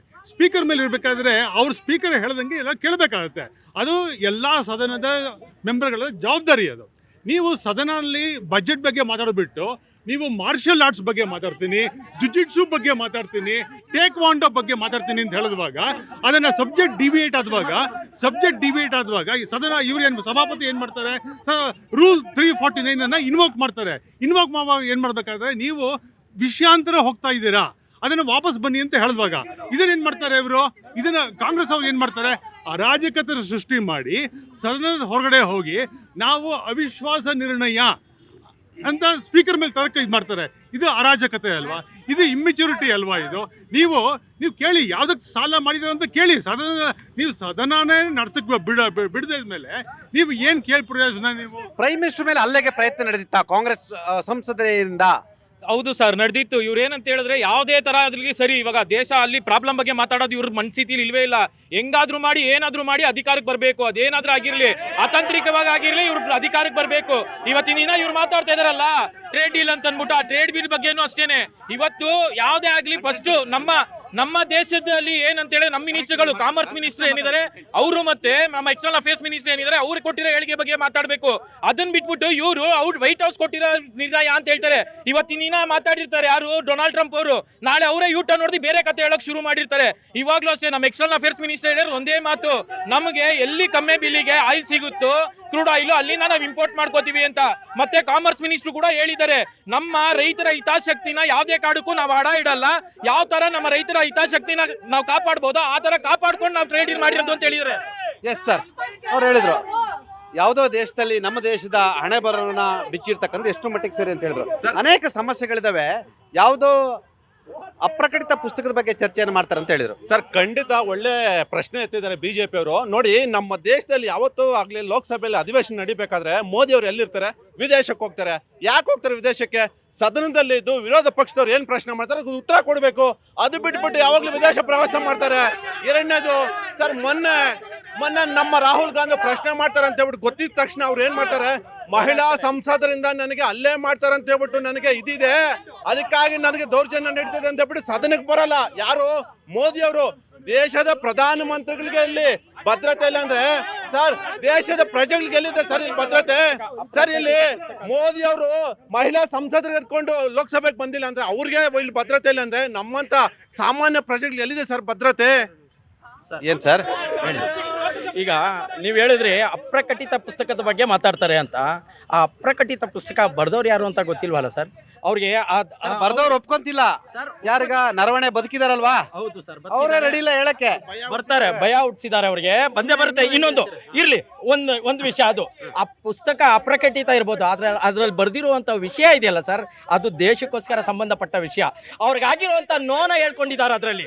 ಆ ನೋವು ಬಗ್ಗೆ ಮಾತಾಡ್ಬೇಕಾಗಿರುವಂತ ಈ ಆಡಳಿತ ಪಕ್ಷದವರು ಪಲಾಯನ ಮಾಡ್ತಾರೆ ಅಂದ್ರೆ ಅವ್ರಿಗೆ ಎಷ್ಟು ಜವಾಬ್ದಾರಿ ಇದೆ ಅದ್ರ ಬಗ್ಗೆ ಮಾತಾಡ್ಬೇಕಲ್ವಾ? ಇನ್ನೊಂದು, ವಿದೇಶದಲ್ಲಿ ಹೋಗಿ ನಮ್ಮ ರಾಹುಲ್ ಗಾಂಧಿ ಅವರು ನಮ್ಮ ಈ ಭಾರತದ ಬಗ್ಗೆ ಏನೇನು ಮಾತಾಡ್ತಾರೆ ಅಂತ ಹೇಳ್ತಿರಲ್ಲ, ಅದೇ ವಿದೇಶದಲ್ಲಿ ಹೋಗಿ ಇವರ ಪ್ರಧಾನಮಂತ್ರಿಗಳು ನಮ್ಮ ಭಾರತನ ನಾವು ಎಕನಾಮಿಕಲ್ಲಿ 3ನೇ ಸ್ಥಾನಕ್ಕೆ ಬರ್ತಾ ಇದೀವಿ ಅಂತ ಬೊಗಳ ಬಿಟ್ಟು ಇಡೀ ಅಲ್ಲಿನ ಜನ ಚೀಮಾರಿ ಆಗ್ತಾ ಇದಾರಲ್ಲ, ಅದೇ ಯಾರಿಗೆ ಹೇಳ್ತಾರೆ? ರಾಹುಲ್ ಗಾಂಧಿ ಅವರು ವಿದೇಶಕ್ಕೆ ಹೋಗಿ ಈ ದೇಶದ ಮಾನವನ ಹರಾಜಿಗಿಡ ಪರಿಸ್ಥಿತಿ ಎಷ್ಟು ಸರಿ? ಹೋದ್ರೆ ಪರವಾಗಿಲ್ಲ, ದೇಶನೇ ಮಾರ್ಕೊಂಡು ಕೂತವ್ರಲ್ಲ ಬಿಜೆಪಿ ಅವರು. ಬಿಜೆಪಿ ಅವರು ಮಾಡ್ತಾರಲ್ಲ. ನನ್ನ ಪ್ರಶ್ನೆ ಇಷ್ಟೇ ಸರ್, US ಮತ್ತೆ ಇಂಡಿಯಾ ಟ್ರೇಡ್ ಡೀಲ್ ಅಲ್ಲಿ ಇಂಧನವನ್ನ ಅಮೆರಿಕ ದೇಶಕ್ಕೆ ಒತ್ತೆ ಇಟ್ಟಿದ್ದೀರಾ. ಭಾರತ ಮತ್ತೆ ರಷ್ಯಾ ದೇಶದ 50 ವರ್ಷಗಳ ಕಾಲ ಎರಡು ದೇಶಗಳ ಒಪ್ಪಂದ ಏನಿತ್ತು, ನಾವೇನು ಪೆಟ್ರೋಲಿಯಂ ತಗೋತಾ ಇದ್ದೀವಿ, ನಾವೇನು ಡೀಸೆಲ್ ತಗೊಳ್ತಾ ಇದ್ದೀವಿ, ಅದನ್ನ ತಗೋಬಾರ್ದು ಅಂತ ಟ್ರಂಪ್ ಆಡಳಿತ ಹೇಳ್ತಾ ಇದೆ. ಇದ್ರ ಬಗ್ಗೆ ಯಾರು ಮಾತಾಡ್ತಾ ಇಲ್ಲ. ಈಗ ಅಮೆರಿಕ ಏನಾರ ಯಾವ ದೇಶದಲ್ಲಿ ತಗೋಬೇಕಂತ ಅವ್ರು ತೀರ್ಮಾನ ತಗೋತಾವ್ರೆ. ಮೋದಿ ತೀರ್ಮಾನ ಅಲ್ಲ, ವಿಶ್ವಮಾನವ ತೀರ್ಮಾನ ಅಲ್ಲ. ನಮ್ಮ ಪ್ರಶ್ನೆ ಇಷ್ಟೇ, ವೆನಿಜುಲಾ ಅಧ್ಯಕ್ಷನ ಕರ್ಕೊಂಡ್ಬಂದು ಅಮೆರಿಕ ಜೈಲಲ್ಲಿ ಹಾಕಿ ಅವನ ದೇಶದ ಇಂಧನವನ್ನ ಅಮೆರಿಕ ಹೈಜಾಕ್ ಮಾಡಿ ಅಲ್ಲಿ ಪರ್ಚೇಸ್ ಮಾಡಿ ಭಾರತ ದೇಶ ಅಂತ ಹೇಳ್ತಾ ಇದ್ದಾರೆ. ಅಲ್ಲಿಗೆ ನಮ್ಮ ವಿಶ್ವ ನಾಯಕ ಏನಾಗಬೇಕು? ಟ್ರಂಪ್ ತಾನೇ ಅಡಿಪಾಯ ಆಗಿರೋದು. ಎಲ್ಲ ಒಂದ್ ಕಡೆ ನಿಮ್ಮ ಪೊಲಿಟಿಕಲ್ ಕ್ರೈಸಿಸ್ಗೆ ಈ ದೇಶವನ್ನ ಎರಡೂ ಪಕ್ಷಗಳು ಬಲಿ ಕೊಡ್ತಿದ್ದೀರಾ ಸರ್. ಪೊಲಿಟಿಕಲ್ ಕ್ರೈಸಿಸ್ ನಮ್ದಲ್ಲ ಸರ್. ಇವತ್ತು ಜನ ಆಶೀರ್ವಾದ ಮಾಡಿದ್ದಾರೆ ಬಿಜೆಪಿ ಅವರಿಗೆ ಆಡಳಿತ ಮಾಡಿ ಅಂತ. ಬಿಜೆಪಿ ಅವರು ಆಡಳಿತ ಮಾಡ್ತಾ ಇಲ್ಲ ಸರ್, ದೇಶವನ್ನ ಮಾರುವಂತ ಕೆಲಸ ಮಾಡ್ತಿದ್ದಾರೆ. ಕ್ರಾನಿ ಆಫ್ ಕ್ಯಾಪಿಟಲಿಸಂ. ಒಬ್ಬ ರಾಜಕಾರಣಿಯಾದವನು ಒಬ್ಬ ಬಂಡವಾಳಶಾಹಿ ಜೊತೆ ಸೇರಿ ಮಾಡುವಂತ ಕೆಲಸವನ್ನ ಏನಂತಾರೆ? ಕ್ರಾನಿ ಆಫ್ ಕ್ಯಾಪಿಟಲಿಸಂ ಅಂತಾರೆ. ನಾನು ಇಷ್ಟೇ ಹೇಳಿದೆ ಸರ್, ಜನಪರವಾದಂತ ಕಾರ್ಯಕ್ರಮಗಳನ್ನ ಬಿಜೆಪಿ ಕೊಡೋದನ್ನ ಬಿಟ್ಟು ರೈತ ವಿರೋಧಿ ಕಾರ್ಯಕ್ರಮಗಳನ್ನ ಮತ್ತೆ ಜನ ವಿರೋಧಿ ಕಾರ್ಯಕ್ರಮಗಳನ್ನ ಮಾಡಿಕೊಂಡು ಇವತ್ತು ಬಿಜೆಪಿ ಏನಾದ್ರೂ ಅಧಿಕಾರದಲ್ಲಿದೆ ಅಂತ ಹೇಳಿದ್ರೆ ಜನ ಕೊಟ್ಟಂತ ವಿಶ್ವಾಸದ ಮೇಲೆ ಮಾತ್ರ. ಅವತ್ತು ಮನಮೋಹನ್ ಸಿಂಗ್ ಅವರು ಕೂಡ ವರ್ಲ್ಡ್ ಟ್ರೇಡ್ ಆರ್ಗನೈಸೇಷನ್ ಮುಂದೆ ಮಂಡಿಯೂರಿದ್ರು. ನೀವು ಅದೇ ರೀತಿ ಮಂಡಿಯೂರೇ ಕೊಟ್ಟಿದ್ದೀರಾ ಸರ್? ಈ ಟ್ರೇಡ್ ಆರ್ಗನೈಸೇಷನ್ಸ್ ಈ ಟ್ರೇಡ್ ಡೀಲ್ಗೆ ಸುಮಾರು 1 ವರ್ಷದ ಪರಿಶ್ರಮ ಇದೆ. ಇವ್ರಿಗೆ ಗೊತ್ತಾಗ್ತಾ ಇಲ್ಲ ಸರ್. ಅದಲ್ಲಿ ದೇಶದ ಮೋದಿ ಅವರು ಒಂದು ಮಾತು ಕರೆಕ್ಟಾಗಿ ಹೇಳಿದಂಥದ್ದು ಏನಂದ್ರೆ, ರೈತರ ಮತ್ತು ಹೈನುಗಾರಿಕೆಗಳಿಗೆ ಯಾವುದೇ ಇದಂತ ರಾಜಿ ಇಲ್ಲ. ಇದು ಮೇನ್ ಅಂಡರ್ಲೈನ್ ಮಾಡಿರುವಂತ ಟ್ರೇಡ್. ಅದು ಬಿಟ್ಟು ದ ವರ್ಲ್ಡ್ಸ್ ಬೆಲೆ ಇರುವಂತ ಭಾರತಕ್ಕೆ 18% ಟ್ರೇಡ್ ಇರುವಂತದ್ದು. ಅದು ಬಿಟ್ಟು ಬೇರೆ ಎಲ್ಲಾ ದೇಶಕ್ಕೂ ಇಟ್ ಈಸ್ ಮೋರ್ ದನ್. ಪ್ರಶ್ನೆ ಮಾಡ್ತಾರೆ, ಈ ಹಿಂದೆ 3% ಟ್ಯಾಕ್ಸ್ ಇತ್ತು, 3% ಅಮೆರಿಕ ಟ್ಯಾಕ್ಸ್ ಆಗ್ತಿತ್ತು, ಈಗ 18% ಆಗ್ತಿದೆ. ಅಲ್ಲಿಗೆ ಎಷ್ಟೋಯ್ತು ನಿಮ್ದು? 15% ಜಾಸ್ತಿ ಟ್ಯಾಕ್ಸ್ ಹಾಕದೆ ಅದು ಅಮೆರಿಕ ಮತ್ತು ಭಾರತ ನಡುವಿನ ವ್ಯಾಪಾರ ಒಪ್ಪಂದ. ಸರ್ 50 ಇದ್ದಿದ್ದು 18 ಬಂದಿರೋ 50 ಇದ್ದಿದ್ದು 18 ಬಂದಿರೋಂಥದ್ದು. ಪಾಪ ಸರ್, ಅವರು ಪೇಪರು ಓದಲ್ಲ, ನೋಡೋದು ಇಲ್ಲ, ಎಂಥದ್ದು ಇಲ್ಲ. ಇದು ಒಂದಿದು ಸರ್. ನಾವೊಂದು ಹೇಳೋಂಥದ್ದು ಅಂತಂದ್ರೆ, it is the best US deal in the world ಅಂತದಲ್ಲಿ ಇವರಿಗೆ ಇದು ಅರಗಿಸ್ಕೊಳಕ್ ಆಗ್ತಾ ಇಲ್ಲ. ಬೆಸ್ಟ್ ಡೀಲ್ ಅವ್ರು ಕಳಿಸ್ತಕ್ಕಂಥ ದವಸ ಧಾನ್ಯಗಳಿಗೆ ನಾವು 0 ಟ್ಯಾಕ್ಸ್ ಹಾಕ್ತಿವಲ್ಲ, ಇದು ಬೆಸ್ಟ್ ಡೀಲಾ? ನಮ್ದು 18% ಹಾಕ್ತಾರೆ ಅವರು. 50% ಇಂದ 18% ಟ್ಯಾಕ್ಸ್ ಬಂದಿರೋದು ಬೆಸ್ಟ್ ಡೀಲ್ ಅಲ್ವಾ? ಲೋಯೆಸ್ಟ್ ಡೀಲ್ ಮಾಡಿದ್ದಾರೆ, ಆಯ್ತಾ? ಮೇಡಮ್ ಅವ್ರು ಹೇಳ್ತಾರೆ ಇದು ಬೆಸ್ಟ್ ಡೀಲ್ ಅಂತ ಹೇಳ್ತವ್ರೆ. ಸರ್, ಈ ಬಿಜೆಪಿ ಅವರಿಗೆ ರೈತರ ಬಗ್ಗೆ ಯಾವ್ದಾದ್ರು ಕಾಳಜಿ ಇದೆಯಾ? ಅವ್ರಿಗೆ ಮೊದಲೇ ರೈತ ವಿರೋಧಿ ಕಾನೂನುಗಳನ್ನ ತಂದು ಕಾಂಗ್ರೆಸ್ ನೇತೃತ್ವದಲ್ಲಿ ರೈತರು ಅಹೋರಾತ್ರಿ ಧರಣಿಗಳು, ಎಷ್ಟೋ ಜನ ರೈತರು ಸತ್ತೋದ್ರು ನೋಡಿ. ದವಸ ಧಾನ್ಯಗಳನ್ನ, ಡೈರಿ ಪ್ರಾಡಕ್ಟ್ಗಳನ್ನ, ಹಣ್ಣುಗಳನ್ನ ಇವತ್ತಿನ ದಿವಸ ಆಮದು ಮಾಡ್ಕೊಂಡು 0 ಸುಂಕ ಮಾಡ್ಕೊಂಡು ನಮ್ಮ ದೇಶದ ಮಾನ ಮರ್ಯಾದೆನ ಹರಾಜಾಗ್ತಿದ್ದಾರೆ. ರೈತರ ಇವತ್ತು ಆತ್ಮಹತ್ಯೆ ಮಾಡ್ಕೊಳ್ಳೋ ರೀತಿ ನಮ್ಮ ದೇಶ ಮನೋರಾಜ ಕಾಂಗ್ರೆಸ್ ಅವರು, ಬಿಜೆಪಿ ಅವರೆಲ್ಲ ನಾವು ದೇಶ ಕಾಪಾಡ್ತಾರ ಸರ್. ಜೊತೆಗೆ ನೋಡಿ, ಭ್ರಷ್ಟಾಚಾರ ಯಾವ ಮಟ್ಟಕ್ಕೆ ತಾಂಡವಾಡ್ತಿತ್ತು ಅಂದ್ರೆ ರಾಜೀವ್ ಗಾಂಧಿ ಅವರು ಒಪ್ಕೊಂಡಿದ್ರು. ಕೇಂದ್ರ ಸರ್ಕಾರದಿಂದ ಅವಾಗ 1,000 ಏನಾದ್ರು ಆಚೆ ಬಿಡುಗಡೆ ಜನಸಾಮಾನ್ಯರಿಗೆ ತಲ್ತಾ ಇದ್ 100 ರೂಪಾಯಿ. ಇವಾಗ ಹಂಗಲ್ಲ, 1,000 ರೂಪಾಯಿ ಕಳಿದ್ರೆ 1,000 ರೂಪಾಯಿ. ಇದು ಬೆಸ್ಟ್ ಡೀಲ್ ಅಂತ ಹೇಳ್ತವ್ರ ಅವರು. ತುಂಬಾ ವರ್ಸ್ಟ್ ಡೀಲು ನೋಡಿ.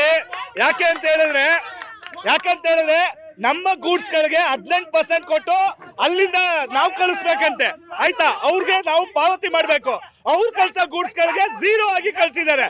ಒಟ್ಟಾರೆ ಇದು ದೇಶದ ಯಾವ್ದು ಇಂಡಸ್ಟ್ರಿ, ಕೈಗಾರಿಕೆಗಳು ಮತ್ತೆ ಕೃಷಿಯನ್ನ ಎಕ್ಕುಡಿಸುವಂತ ಒಂದು ಡೀಲ್ ಅನ್ನ ಮಾಡ್ಕೊಂಡ್ ಬಂದಿದ್ದಾರೆ. ಮತ್ತೆ ಮುಖ್ಯವಾಗಿ ಬ್ರೆಜಿಲ್, ಯುರೋಪಿಯನ್ ರಾಷ್ಟ್ರಗಳ ಮೇಲೆ ಡೊನಾಲ್ಡ್ ಟ್ರಂಪ್ ಅವರು 25% 50% ಸುಂಕವನ್ನು ಹಾಕ್ತಾರೆ. ಆ ದೇಶಗಳು ಏನ್ ಮಾಡ್ತವೆ ಅಂದ್ರೆ, ಆ ದೇಶಗಳು ಮತ್ತೆ ಅಮೆರಿಕಾಗೇನೆ 25-50% ಸುಂಕವನ್ನು ಹಾಕ್ತಾರೆ. ನೋಡಿ, ನಾನು ಹೇಳ್ತಾ ಅರ್ಥ ಮಾಡ್ಕೊಳ್ಳಿ. ನಮ್ ದೇಶದ ಮೇಲೆ 25% ಟ್ಯಾಕ್ಸ್ ಹಾಕೋರು, 50% ಏರಿಕೆ ಆದ್ರು, ಯಾರೊಬ್ರು ಬಾಯ್ಬಿಟ್ಟಿಲ್ಲ. ನಮ್ಮ ಮೋದಿ ಅವರು ಸಹ 50% ಟ್ಯಾಕ್ಸ್ ಯಾಕೆ ಹಾಕಿಲ್ಲ ಹೇಳ್ತೀರ ಅವರು? ನೀವು ಅಲ್ಲ ರೀ, ರಷ್ಯಾದಿಂದ ಆಯಿಲ್ ತಗೊಳ್ತಿದ್ದೀರ ಅಂತ ಹೇಳಿ 50% ಟ್ಯಾಕ್ಸ್ ಹಾಕ್ತಾರೆ. ಹಿಂದೆ ಮನಮೋಹನ್ ಸಿಂಗ್ ಸರ್ಕಾರದಾಗ 3% ಟ್ಯಾಕ್ಸ್ ಅನ್ನು ಅವ್ರು ಹಾಕಿದ್ರು. ಈಗ 18% ಟ್ಯಾಕ್ಸು.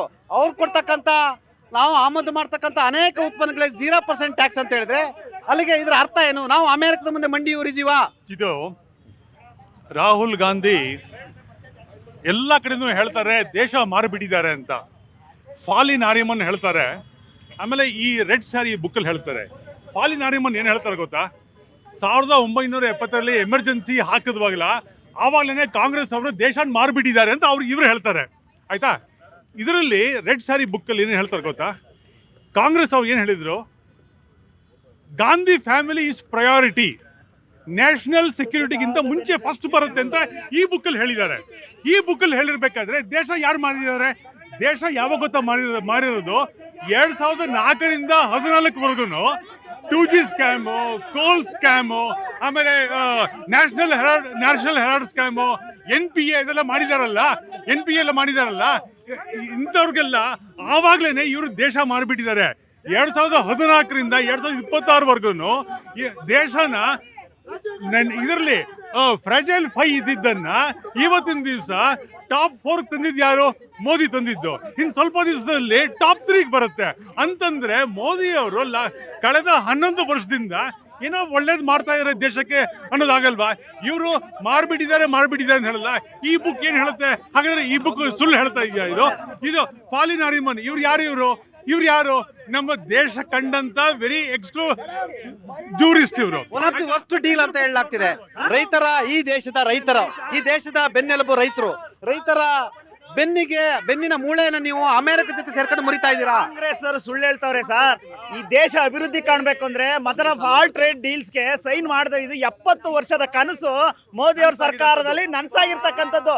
ಕಾಂಗ್ರೆಸ್ನವರು ಏನು ಅಂದ್ರೆ ದೇಶ ಅಭಿವೃದ್ಧಿ ಕಂಡು ಒಳ್ಳೆ ವ್ಯಾಪಾರ ವಾತಾವರಣ ಸೃಷ್ಟಿ ಮಾಡ್ತಾ ಇರೋದ್ರಿಂದ ಇವ್ರ ಆಡಳಿತದಲ್ಲಿ ಅಮೆರಿಕದಿಂದ ಗೋಧಿನ ಭಿಕ್ಷೆ ಬೇಡಿ ತರ್ತಾ ಇದ್ರು. ಇವರು ಇನ್ನ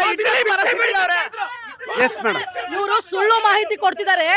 ಇವ್ರು ಏನು ಮೋದಿ ಅವರು ತುಂಬಾ ಅಭಿವೃದ್ಧಿ ಮಾಡ್ತಿದ್ದಾರೆ ಅಂತ ಹೇಳಿದ್ರಲ್ಲ, 70 ವರ್ಷ ರಾಜಕೀಯ ಮಾಡಿದಂತ ಕಾಂಗ್ರೆಸ್ ಸರ್ಕಾರದ ಸಾಲ 52 ಲಕ್ಷ ಕೋಟಿ, ಇವತ್ತು 200 ಲಕ್ಷ ಕೋಟಿ ಸಾಲ ಮಾಡಿ ತುಪ್ಪ ತಿಂತಿದ್ದಾರೆ.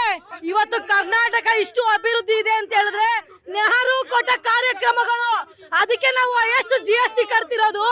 ಇಡೀ ದೇಶದಲ್ಲೇ ನಾವು 2ನೇ ಅತಿ GST ಕಟ್ತಿದೀವಿ. ಯಾಕೆ ಅಂದ್ರೆ ನೆಹರು ಕೊಟ್ಟಿದಂತ ಕಾರ್ಯಕ್ರಮಗಳಿಂದ ನೀವು ಮಾರ್ತಿರೋದು ಮಾರ್ಕೊಂಡು ದೇಶ ಮಾರ್ಕೊಂಡು ತಿಂತೀರಿ. ನೀವು ಬರೀ ಮೇಂಟೈನ್ ಮಾಡಕ್ ಬಿಟ್ಟಿದ್ವಿ, ನಿಮ್ಗೆ ಈ ದೇಶನ ಮೇಂಟೈನ್ ಮಾಡಕ್ ಬಿಟ್ಟಿದ್ವಿ, ಆದ್ರೆ ಮಾರ್ಕೊಂಡು ತಿಂತಾ ಇದ್ದಾರೆ. ಸರಿ, 50 ಇಂದ 18% ಬಂದಿದೆ ಅಂತ ಹೇಳ್ತದಲ್ಲ, ಇವತ್ತಿಗೂ ಐರನ್ ಅಂಡ್ ಸ್ಟೀಲ್ ಅಲ್ಲಿ 50% ಇದೆ. ಅದನ್ನ ಬೇಕಾದ್ರೆ ಡಾಕ್ಯುಮೆಂಟ್ ಪ್ರಕಾರ ನೀವು ಚೆಕ್ ಮಾಡಿ, 50% ಇದೆ ಡಾಕ್ಯುಮೆಂಟೇಶನ್ ಅಲ್ಲಿ. Tax, I am talking about tax. 50% ಇದೆ, 50% with document. Iron and steel iron and steel 50% ಇದೆ. ಮತ್ತೆ ಅಷ್ಟು ಮರ್ಯಾದಾ ಪುರುಷ ಮೋದಿ ಅವರ ಹೆಸರು ಎಫ್ಸಿನ್ ಫೈಲ್ ಯಾಕಿದೆ? ಇವತ್ತು ಅದನ್ನ ಉತ್ತರ ಕೊಡ್ಬೇಕಲ್ವಾ ಸರ್? ಇವತ್ತು ನೋಡಿ, ನಿನ್ನೆ ಏರ್ಪೋರ್ಟ್ ಅಲ್ಲಿ ಬೈರ್ತಿ ಬಸವರಾಜನ್ನ ಅರೆಸ್ಟ್ ಮಾಡ್ಕೊ ಬಂದಿದ್ದಾರೆ. ಯಾಕೆ ಬಿಜೆಪಿ ಅದ್ರ ಬಗ್ಗೆ ಮಾತಾಡ್ತಾ ಇಲ್ಲ?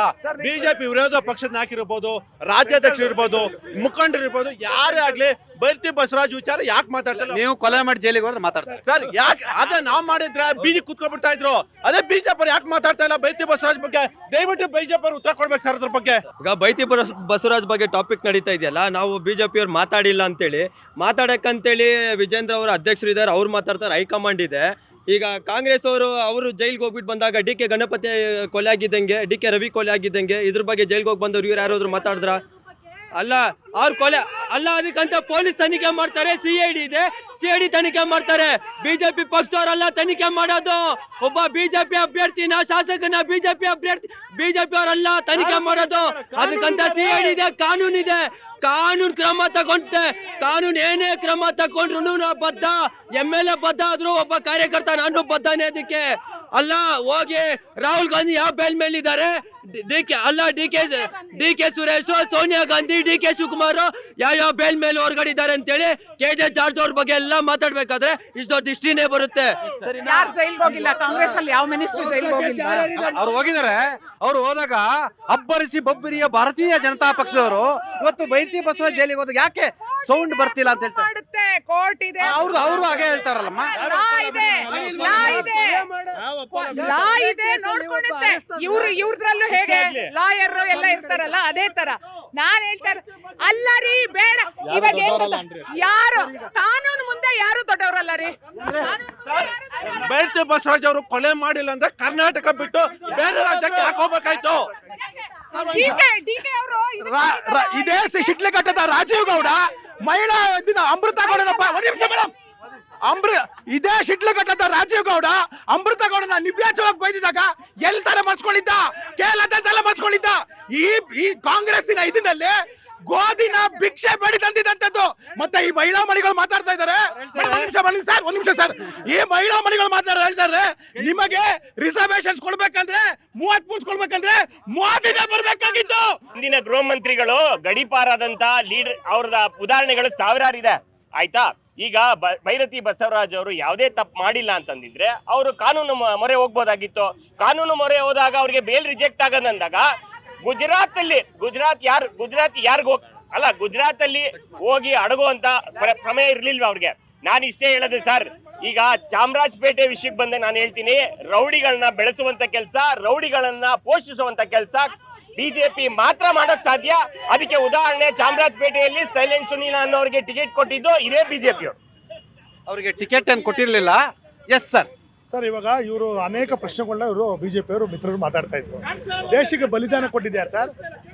BJP ಅವರನ್ನು ಬಲಿದಾನ ಕೊಟ್ರ? ದೇಶಕ್ಕೆ ಬಲಿದಾನ ಕೊಟ್ಟಂತ ಒಂದು ಕುಟುಂಬ ಯಾವ್ದಾದ್ರು ಇದ್ರೆ ನಮ್ಮ ದೇಶದಲ್ಲಿ ಗಾಂಧಿ ಕುಟುಂಬ.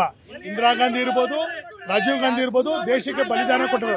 ನಮ್ಮ ವಿಚಾರ ಇಷ್ಟೇ, US ಮತ್ತೆ ಭಾರತದ ಡೀಲು ಇದು ನಮ್ಮ ದೇಶಕ್ಕೆ ರೈತರ ಅವರ ಮರಣದ ಮೇಲೆ ಮಾರಕ ಆಗಿದೆ. ಅದೇ ನಮ್ಮ ಪ್ರಶ್ನೆ. ಅದಕ್ಕೆ ಸರಿಯಾಗಿ ಉತ್ತರ ಕೊಡಕ್ಕೆ ಹೇಳಿ ಅವ್ರಿಗೆ. Yes sir. ನೋಡಿ ಸರ್, ಈ ದೇಶದ ಕಾನೂನು ಎಲ್ಲಾರ್ಗು ಒಂದೇನೆ. ಅದು ಯಾರಾದರೂ ಆಗಿರಲಿ. ಇವತ್ತಿನ ದಿವಸ ನೀವು ಕರ್ನಾಟಕದ ಕೇಳ್ತಾ ಇದ್ದೀರಾ, ಕರ್ನಾಟಕದಲ್ಲಿ ನಡೆದಿರುವಂಥ ಘಟನೆ ಅದು law will take its own course. ಅದು ಎಲ್ಲರೂ ಕಾನೂನಿಗೆ ತಲೆ ಬಾಗ್ಲೇಬೇಕಾಗುತ್ತೆ. ಅದ್ರ ಜೊತೆಗೇನೆ ಇನ್ನೊಂದು ಏನು ಹೇಳಕ್ ಇಷ್ಟಪಡ್ತೀನಿ ಅಂತಂದ್ರೆ, 2004ರಿಂದ 2014ವರೆಗೂ ಈ ದೇಶ ಮಾರಿದಾರಲ್ಲ ಕಾಂಗ್ರೆಸ್ ಅವರು ಯಾವತ್ತೂ ಇನ್ನೊಂದ್ಸರಿ ಸರ್ಕಾರ ಇದಕ್ಕೆ ಅಧಿಕಾರಕ್ಕೆ ಬರಲ್ಲ.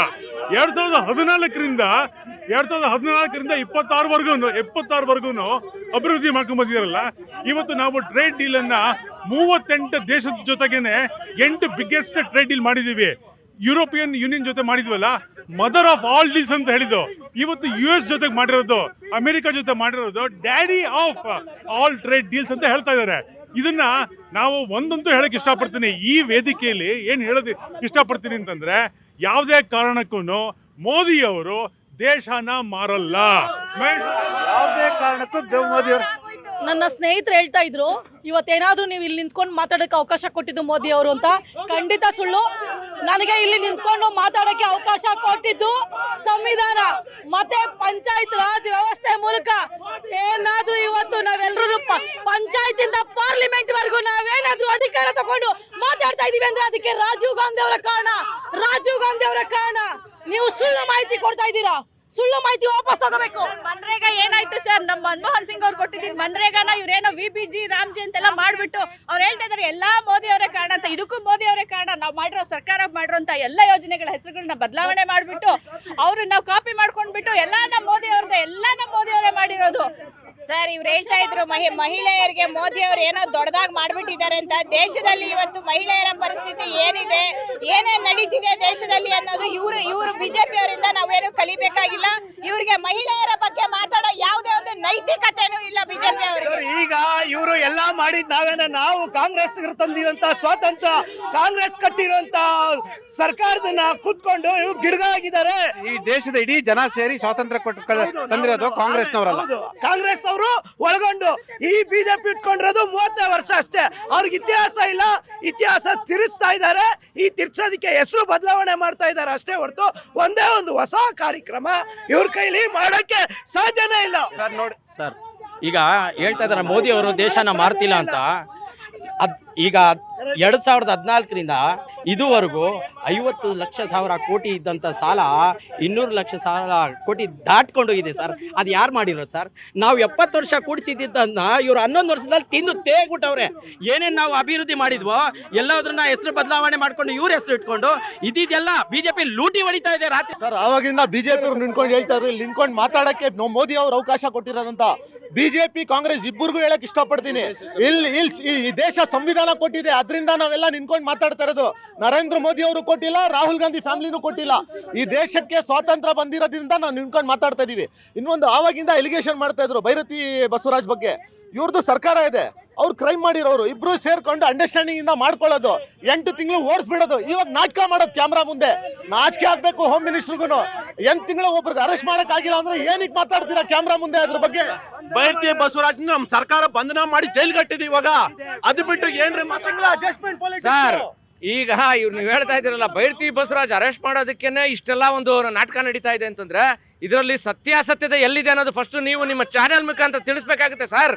ಯಾಕೆ ಅಂತಂತಂದ್ರೆ ಜನಸಾಮಾನ್ಯರಿಗೆ ಒಂದು ಕಾನೂನು, ಏನು ರಾಜಕಾರಣಿಗಳು ಒಂದು ಕಾನೂನಾ? ನೋಡಿ, ಇವತ್ತು ದೇಶದ ಸಂಸತ್ನಲ್ಲಿ ಜ್ವಲಂತವಾದ ಸಮಸ್ಯೆಗಳನ್ನ ಎತ್ತೋರು ಇಲ್ಲ, ಕೇಳೋರು ಇಲ್ಲ ಅಂತ ಪರಿಸ್ಥಿತಿ ಆಗಿದೆ. ಇವತ್ತು ಒಂದು ಜವಾಬ್ದಾರಿಯುತ ಪಕ್ಷವಾಗಿ ವಿರೋಧ ಪಕ್ಷದ ನಾಯಕರಿಗೂ ಅವಕಾಶ ಕೊಡ್ತಾ ಇಲ್ಲ. ಒಂದ್ ಕಡೆ ಸರ್ವಾಧಿಕಾರಿಗಳತ್ತ ನಮ್ಮ ದೇಶ ಜಾರ್ತಾ ಇದೆ. ಮತ್ತೆ ಈ ದೇಶದ ನೋಡಿ, US ನವರು ಆ ಬುಲೆಟಿನ್ ಅನ್ನ ಬಿಟ್ಟಾಗ ನಮ್ಮ ದೇಶದ ರೈತರು ಮತ್ತೆ ಇಂಡಸ್ಟ್ರಿ, ಬರೀ ರೈತರಿಗೆಲ್ಲ ಇದು ಬೆನ್ನಿಗೆ ಚೂರಿ ಆಗ್ತಕ್ಕಂಥ ಕೆಲಸ, ಇಂಡಸ್ಟ್ರಿಯಲಿಸ್ಟ್ಗಳಿಗೂ ಅಲ್ಲಿ ಎಕ್ಸಂಪ್ಷನ್ ಕೊಟ್ಟಿದ್ದಾರೆ.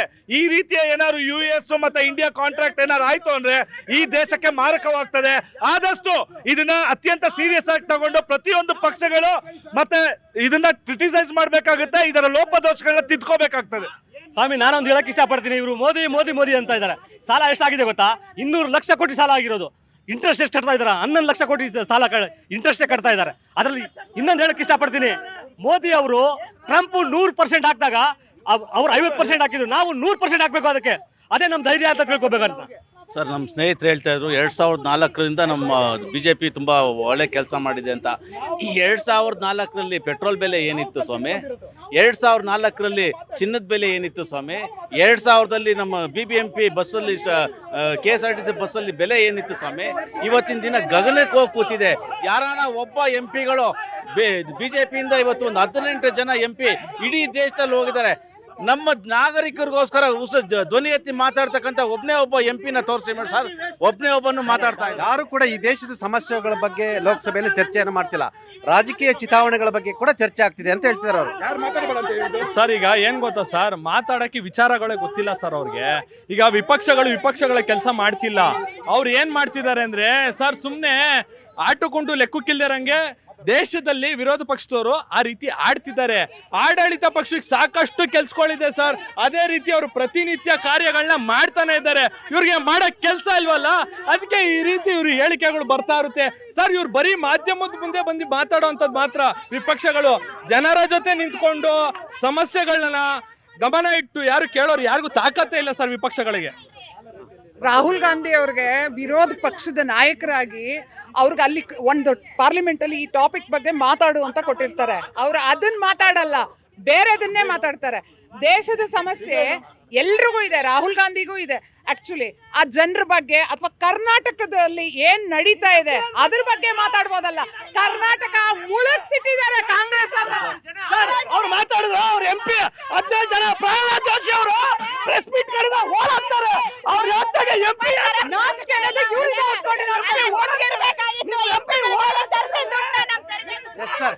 ಸರ್, ಈಗ ಇವರು ಇಷ್ಟೆಲ್ಲ ಕಿರ್ಚಾಡಿ ಮಾತಾಡ್ತಿದ್ದಾರಲ್ಲ, ನಾನು ಅವಾಗ್ಲಿಂದ 3 ಪ್ರಶ್ನೆ ಕೇಳ್ತಾನೆ, ಅದಕ್ಕೆ ಸಮಸ್ಯೆ ಉತ್ತರ ಕೊಡ್ತಾ ಇಲ್ಲ. ದೇಶದ್ದು ರೈತರ ಬಗ್ಗೆ, ಇನ್ನು ಕೈಗಾರಿಕೆ ಬಗ್ಗೆ ಇವ್ರು ಏನು ಮಾಡ್ತಾರೆ ಅಂತ ಇವ್ರು ಉತ್ತರ ಕೊಡ್ತಾ ಇಲ್ಲ. 3% ಇದ್ದಿದ್ದು 50% ತೊಗೊಂಡೋದ್ರು ಶುಲ್ಕನ, 18% ತೊಗೊಂಬಂದ್ರು. ನಾವು ಕೊಟ್ಟ ಗೂಗಲ್ ಅಲ್ಲ, ನೀವು ಗೂಗಲ್ ರಾಜ. ನೀವು ನಾವು ಕೇಳೋ ಪ್ರಶ್ನೆಗೆ ಇವರು ಸರಿಯಾಗಿ ಉತ್ತರ ಕೊಡ್ತಾ ಇಲ್ಲ. ಇವರು ಅಮೆರಿಕ ದೇಶಕ್ಕೆ ನಮ್ಮ ದೇಶ ಮಾಡ್ತಾ ಇದ್ದೀರಾ, ಅದು ಉತ್ತರ ಕೊಡಿ. 12,000 ಪುಟಗಳು ಇದೆ ಅಗ್ರಿಮೆಂಟಲ್ಲಿ. ಅದ್ರ ಬಗ್ಗೆ ಇವ್ರು ಹೇಳೋದಕ್ಕೆ ಇವ್ರಿಗೆ ಹಕ್ಕಿಲ್ಲ, ಇವ್ರಿಗೆ ಅದ್ರ ಬಗ್ಗೆ ಯೋಗ್ಯತೆ ಇಲ್ಲ, ಅದ್ರ ಬಗ್ಗೆ ಮಾತಾಡ್ತಾ ಇದ್ದಾರೆ. ಸರ್, ಅವ್ರು ಕೇಳ್ತಿರ್ತಕ್ಕಂಥ ಮೂಲಭೂತ ಪ್ರಶ್ನೆಗಳ ಬಗ್ಗೆ ಉತ್ತರ ಕೊಡಿ ಸರ್. ನೋಡಿ ಸರ್, ಒಂದು ಪ್ರಶ್ನೆಗಂತೂ ಜನಮನ ಕಾರ್ಯಕ್ರಮದ ಮುಖಾಂತರ ಒಂದು ಹೇಳಕ್ ಇಷ್ಟಪಡ್ತೀನಿ. ಮೋದಿ ಅವರ ಪರವಾಗೂ ಹೇಳ್ತೀನಿ. ಏನು ಅಂತಂದ್ರೆ, ಈ ದೇಶನ ಮಾರಾಟಕ್ಕಿಲ್ಲ. ರೈತರಾಗಿರ್ಬೋದು, ಹೈನುಗಾರಿಕೆಯವರು ಆಗಿರ್ಬೋದು, ಮೀನುಗಾರಿಕೆಯವರು ಆಗಿರ್ಬೋದು, ಯಾರನ್ನು ಮಾರಾಟ ಮಾಡಲ್ಲ. ಇದು ಟ್ರೇಡ್ ಡೀಲ್ ಆಗಿರೋದು ದೇಶದ ಪರವಾಗಿ, ರೈತರ ಪರವಾಗಿ, ಈ ಜನರ 1.4 ದಶಕೋಟಿ ದೇಶವಾಸಿಗಳ ಪರವಾಗಿ ಆಗಿರುವಂಥ ಟ್ರೇಡ್ ಡೀಲ್ ಇದು. ನಾವು ಯಾವತ್ತೂ ನೇಷನ್ ಫಸ್ಟ್ ಆಯ್ತಾ, ನೇಷನ್ ಫಸ್ಟ್ ಮಾಡ್ಕೊಂಡು ಫಸ್ಟ್ ಮುಖ್ಯ ಅದು ನಮಗೆ. ಅದನ್ನು ಮಾಡ್ಕೊಂಡು ನಾವು ದೇಶನ ಮುನ್ನಡೆಸ್ಕೊಂಡು ಹೋಗ್ತಾ ಇದ್ದೀವಿ. ನಾವು ಎಷ್ಟೇ ಮಾತಾಡಿದ್ರು ನಾವು ಮುಂದೆ ಹೋಗ್ತಾ ಇರ್ತೀವಿ. ಅವರು ವಿರೋಧ ಪಕ್ಷದಲ್ಲಿ ಕೂತ್ಕೊಂಡು ಕೂಗಾಡ್ತಾ ಇರ್ಲಿ. ಈ ದೇಶಕ್ಕೆ ಬೇರೆ ದೇಶದಿಂದ ಆತಂಕ ಇಲ್ಲ, ಕಾಂಗ್ರೆಸ್ಸರಿಂದ ಆತಂಕ ಜಾಸ್ತಿ ಆಗ್ತಾ ಇದೆ. ಯಾಕೆಂದ್ರೆ ಕಾಂಗ್ರೆಸ್ ಅವರಿಂದ ಆತಂಕ ಆಗ್ತಿದೆಯಾ? ಇವ್ರು ಎಂತೆಂತ ಸುಳ್ಳು ಮಾಹಿತಿ ಕೊಡ್ತಿದ್ದಾರೆ ಅಂತ ಹೇಳಿದ್ರೆ, ಅಲ್ಲ ಇವ್ರು ಮಾತಾಡ್ತಾ ಇರೋದು, ಇವ್ರು ಬರೀ ವಾಟ್ಸ್ಆಪ್ ಯೂನಿವರ್ಸಿಟಿ ಓದ್ಕೊಂಡು ಬಂದಿದ್ದಾರೆ. ಯಾಕ್ರಿ ಆತಂಕ? ನಿಮಗೆ ಇತಿಹಾಸ ಗೊತ್ತಿಲ್ದಲೆ ಇಲ್ಲಿ ಬಂದು ಮಾತಾಡ್ಕೊಡ್ದು ವಿರೋಧ ಪಕ್ಷದವ್ರಿಗೆ ಸಮಜಾಯಿಸ್ತಾ ಚೈನಾದ್ ಒಂದ್ ನಿಮಿಷ 2005ರಲ್ಲಿ ಚೈನಾ ದೇಶದ ಜೊತೆಗೆ ಮ್ಯೂಚುವಲ್ ಅಂಡರ್ಸ್ಟ್ಯಾಂಡಿಂಗ್ ಮಾಡ್ಕೊಳ್ಳಂತ ಸೋನಿಯಾ ಗಾಂಧಿ, ರಾಹುಲ್ ಗಾಂಧಿ ಯಾರ ಪೇರೋಲ್ ಅಲ್ಲಿ ಇದ್ದಾರೆ? ಇವತ್ತು ಬಿಜೆಪಿ ಅವ್ರಿಗೆ ಕೇಳಕ್ ಇಷ್ಟಪಡ್ತೀನಿ. ಭಾರತದ ಪ್ರಜೆಗಳ ಮತ ಚಲಾಯಿಸ್ಕೊಂಡು ಟ್ರಂಪ್ಗೆ ಮಂಡಿ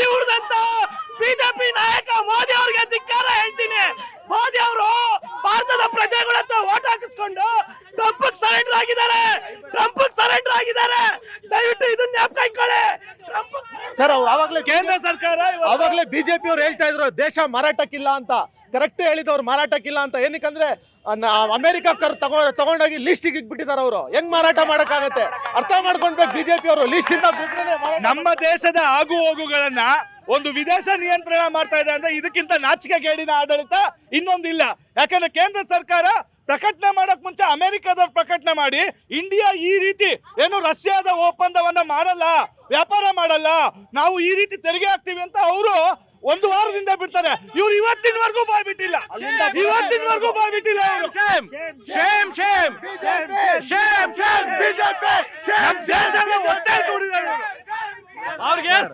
ಅವ್ರಿಗೆ there is no official document.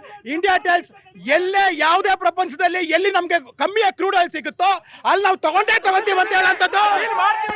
Sir ನೋಡಿ ಸರ್, ಕೊನೆಯದಾಗಿ ಭಾರತ ವಿಕಸಿತ ಭಾರತ ಆಗೋವರೆಗೂ 2047 ಅವರೆಲ್ಲ ವಿರೋಧ ಪಕ್ಷದಲ್ಲೇ ಕೂತಿರ್ತಾರೆ. 70 ವರ್ಷದಿಂದ ಕಾಂಗ್ರೆಸ್ ಅನ್ನ ಧರಣೆ ಮಾಡಿಬಿಟ್ಟಿದೆ ಇಂಡಿಯಾನ.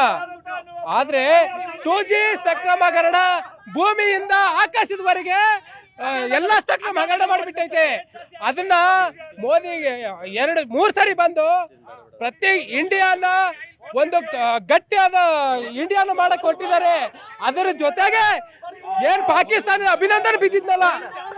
ಸರ್, ಕೊನೆಯದಾಗ ಒಂದ್ ಮಾತು ಹೇಳ್ತೀನಿ. ಈ ಟೊಳ್ಳು ಭರವಸೆಯನ್ನ ಕೊಡುವಂತ ಬಿಜೆಪಿ ಪಕ್ಷಕ್ಕೆ ಒಂದೇ ಒಂದು ಹೇಳ್ತೀನಿ, ಬೇರೆಯವರ ಚಾರಿತ್ರ್ಯವನ್ನು ವಧೆ ಮಾಡಬಾರ್ದು. ಸರ್, ಇವತ್ತು ಬಿಜೆಪಿ ಅವ್ರಿಗೆ ತಕ್ಕ ಪಾಠ ಕೊಟ್ಟಿದ್ದಾರೆ ಅಮೆರಿಕ ಅವರು. ಇವಾಗ ರಷ್ಯಾ ರಿಲೇಶನ್ಶಿಪ್ ಇಂದಿರಾ ಗಾಂಧಿಯಿಂದ ಬಂದಿರೋದು, ಹೊಸದಾಗಿ ನಿಮ್ಮ ನರೇಂದ್ರ ಮೋದಿ ಬಂದ್ ಮಾಡಿಲ್ಲ. ಇದು ಇಂದಿರಾ ಗಾಂಧಿ ಆ ಕಾಲದಲ್ಲಿ ಅಗ್ರಿಮೆಂಟ್ ಮಾಡ್ಕೊಂಡು ಮಾಡಿರೋದಕ್ಕೆ ಇವತ್ತು ರಷ್ಯಾ ಅವ್ರಿಗೆ ಎದುರಾಡ್ಕೊಂಡು ಪಾಕಿಸ್ತಾನ ಮೇಲೆ ವಾರ ಗೆದ್ದಿರೋರಿ ನಾವು. ನೋಡಿ, ಏನ್ 10 ವರ್ಷಗಳಿಂದ ಲೋಕಸಭೆಯಲ್ಲಿ ಒಂದು ಪ್ರತಿಪಕ್ಷ ನಾಯಕ, ಸರಿಯಾದ ಪ್ರತಿಪಕ್ಷ ನಾಯಕ ಇಲ್ಲದೆ ಹಿಂಗಾಗಿತ್ತು. ಈಗ ಏನ್ ನಮ್ಮ ರಾಹುಲ್ ಗಾಂಧಿ ಅವರು ಪ್ರತಿಷ್ಠೆಯಿಂದ ತಗೊಂಡು ಒಂದು ವಿರೋಧ ಪಕ್ಷದ ನಾಯಕ ತುಂಬಿದ್ದಾರೆ. ಮೋದಿ ಅವ್ರಿಗೆ ಎಲ್ಲೋ ಒಂದ್ ಕಡೆ ಭಯ ಶುರುವಾಗಿದೆ. ಅಲ್ಲ, ದೇಶ ವಿಭಾಗ ಮಾಡಿದವ್ರು ಇವರು ಓಲೈಕೆ ರಾಜಕಾರಣ ಮಾಡ್ಕೊಂಡು ಇವ್ರು ನಮ್ಗೆ ಹೇಳಕ್ ಬರ್ತವ್ರೆ. ಇವತ್ತು ಪಾಕಿಸ್ತಾನ ಆಗಿದೆ ಅಂತಂದ್ರೆ ಅದು ಕಾರಣ ಇವರು. ಒಂದೇ ಮಾತರಂಗೆ ಇವತ್ತು 150 ವರ್ಷ ಸರ್, ಒಂದ್ ನಿಮಿಷ. ಮೋದಿ ತೇರಾ ಒಂದ್ ನಿಮಿಷ ಪ್ರೇಮ್ ಕೇಳಿಸ್ಕೊಳ್ಳೋ. ಮೋದಿ ತೇರಾ ಕಬರ್ ಕುದಾಗೆ ಮೌತ್ ಕಾ ಸೋದಾಗರ್ ಅಂತ ಹೇಳ್ತಾವ್ರು ಕಾಂಗ್ರೆಸ್ಸಿನ ಅತಿ ಭ್ರಷ್ಟರು.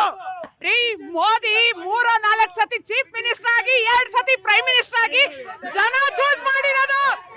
ದೇಶವನ್ನು ಹೊಡೆದಾಕ್ತಾರೆ ಕಾಂಗ್ರೆಸ್ ಅವರು. ಗುಜರಾತ್ ಅಲ್ಲಿ 11,000 ದೇಶದಲ್ಲಿ ಮೋದಿ ಆಡಳಿತ ನಡೀತಾ ಇದೆ, ಟ್ರಂಪ್ ಆಡಳಿತ ನಡೀತಾ ಇದೆ. ಅದೇ ಟ್ರಂಪ್ ಸೈನ್ ಮಾಡಕ್ಕೆ ಭಾರತದ ಕಾಲ ಹಿಡ್ಕೊಂತಾರೆ. ಬಿಜೆಪಿಗೆ ಧಿಕ್ಕಾರ. ಬಿಜೆಪಿ ಸರ್ಕಾರ ಮದರ್ ಆಫ್ ಆಲ್ರೆಡಿ ರಾಹುಲ್ ಗಾಂಧಿಗೆ ಧಿಕ್ಕಾರ. ಬಿಜೆಪಿಗೆ ಧಿಕ್ಕಾರ. ಯೂನಿವರ್ಸಿಟಿ ಕಟ್ಟಕ್ ಮೊದಲೇ ಬಿಜೆಪಿಗೆ ಧಿಕ್ಕಾರ.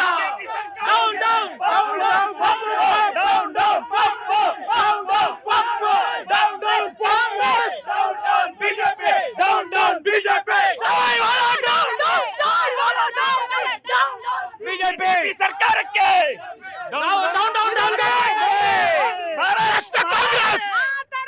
ಇದು ಈ ವಾರದ ಜನಮನ. ಮುಂದಿನ ವಾರ ಮತ್ತಷ್ಟು ವಿಷಯಗಳೊಂದಿಗೆ ನಿಮ್ಮ ಮುಂದೆ ಹಾಜರಿರ್ತೀನಿ. ನ್ಯೂಸ್ 18 ಕನ್ನಡ ನೋಡ್ತಾ ಇರಿ.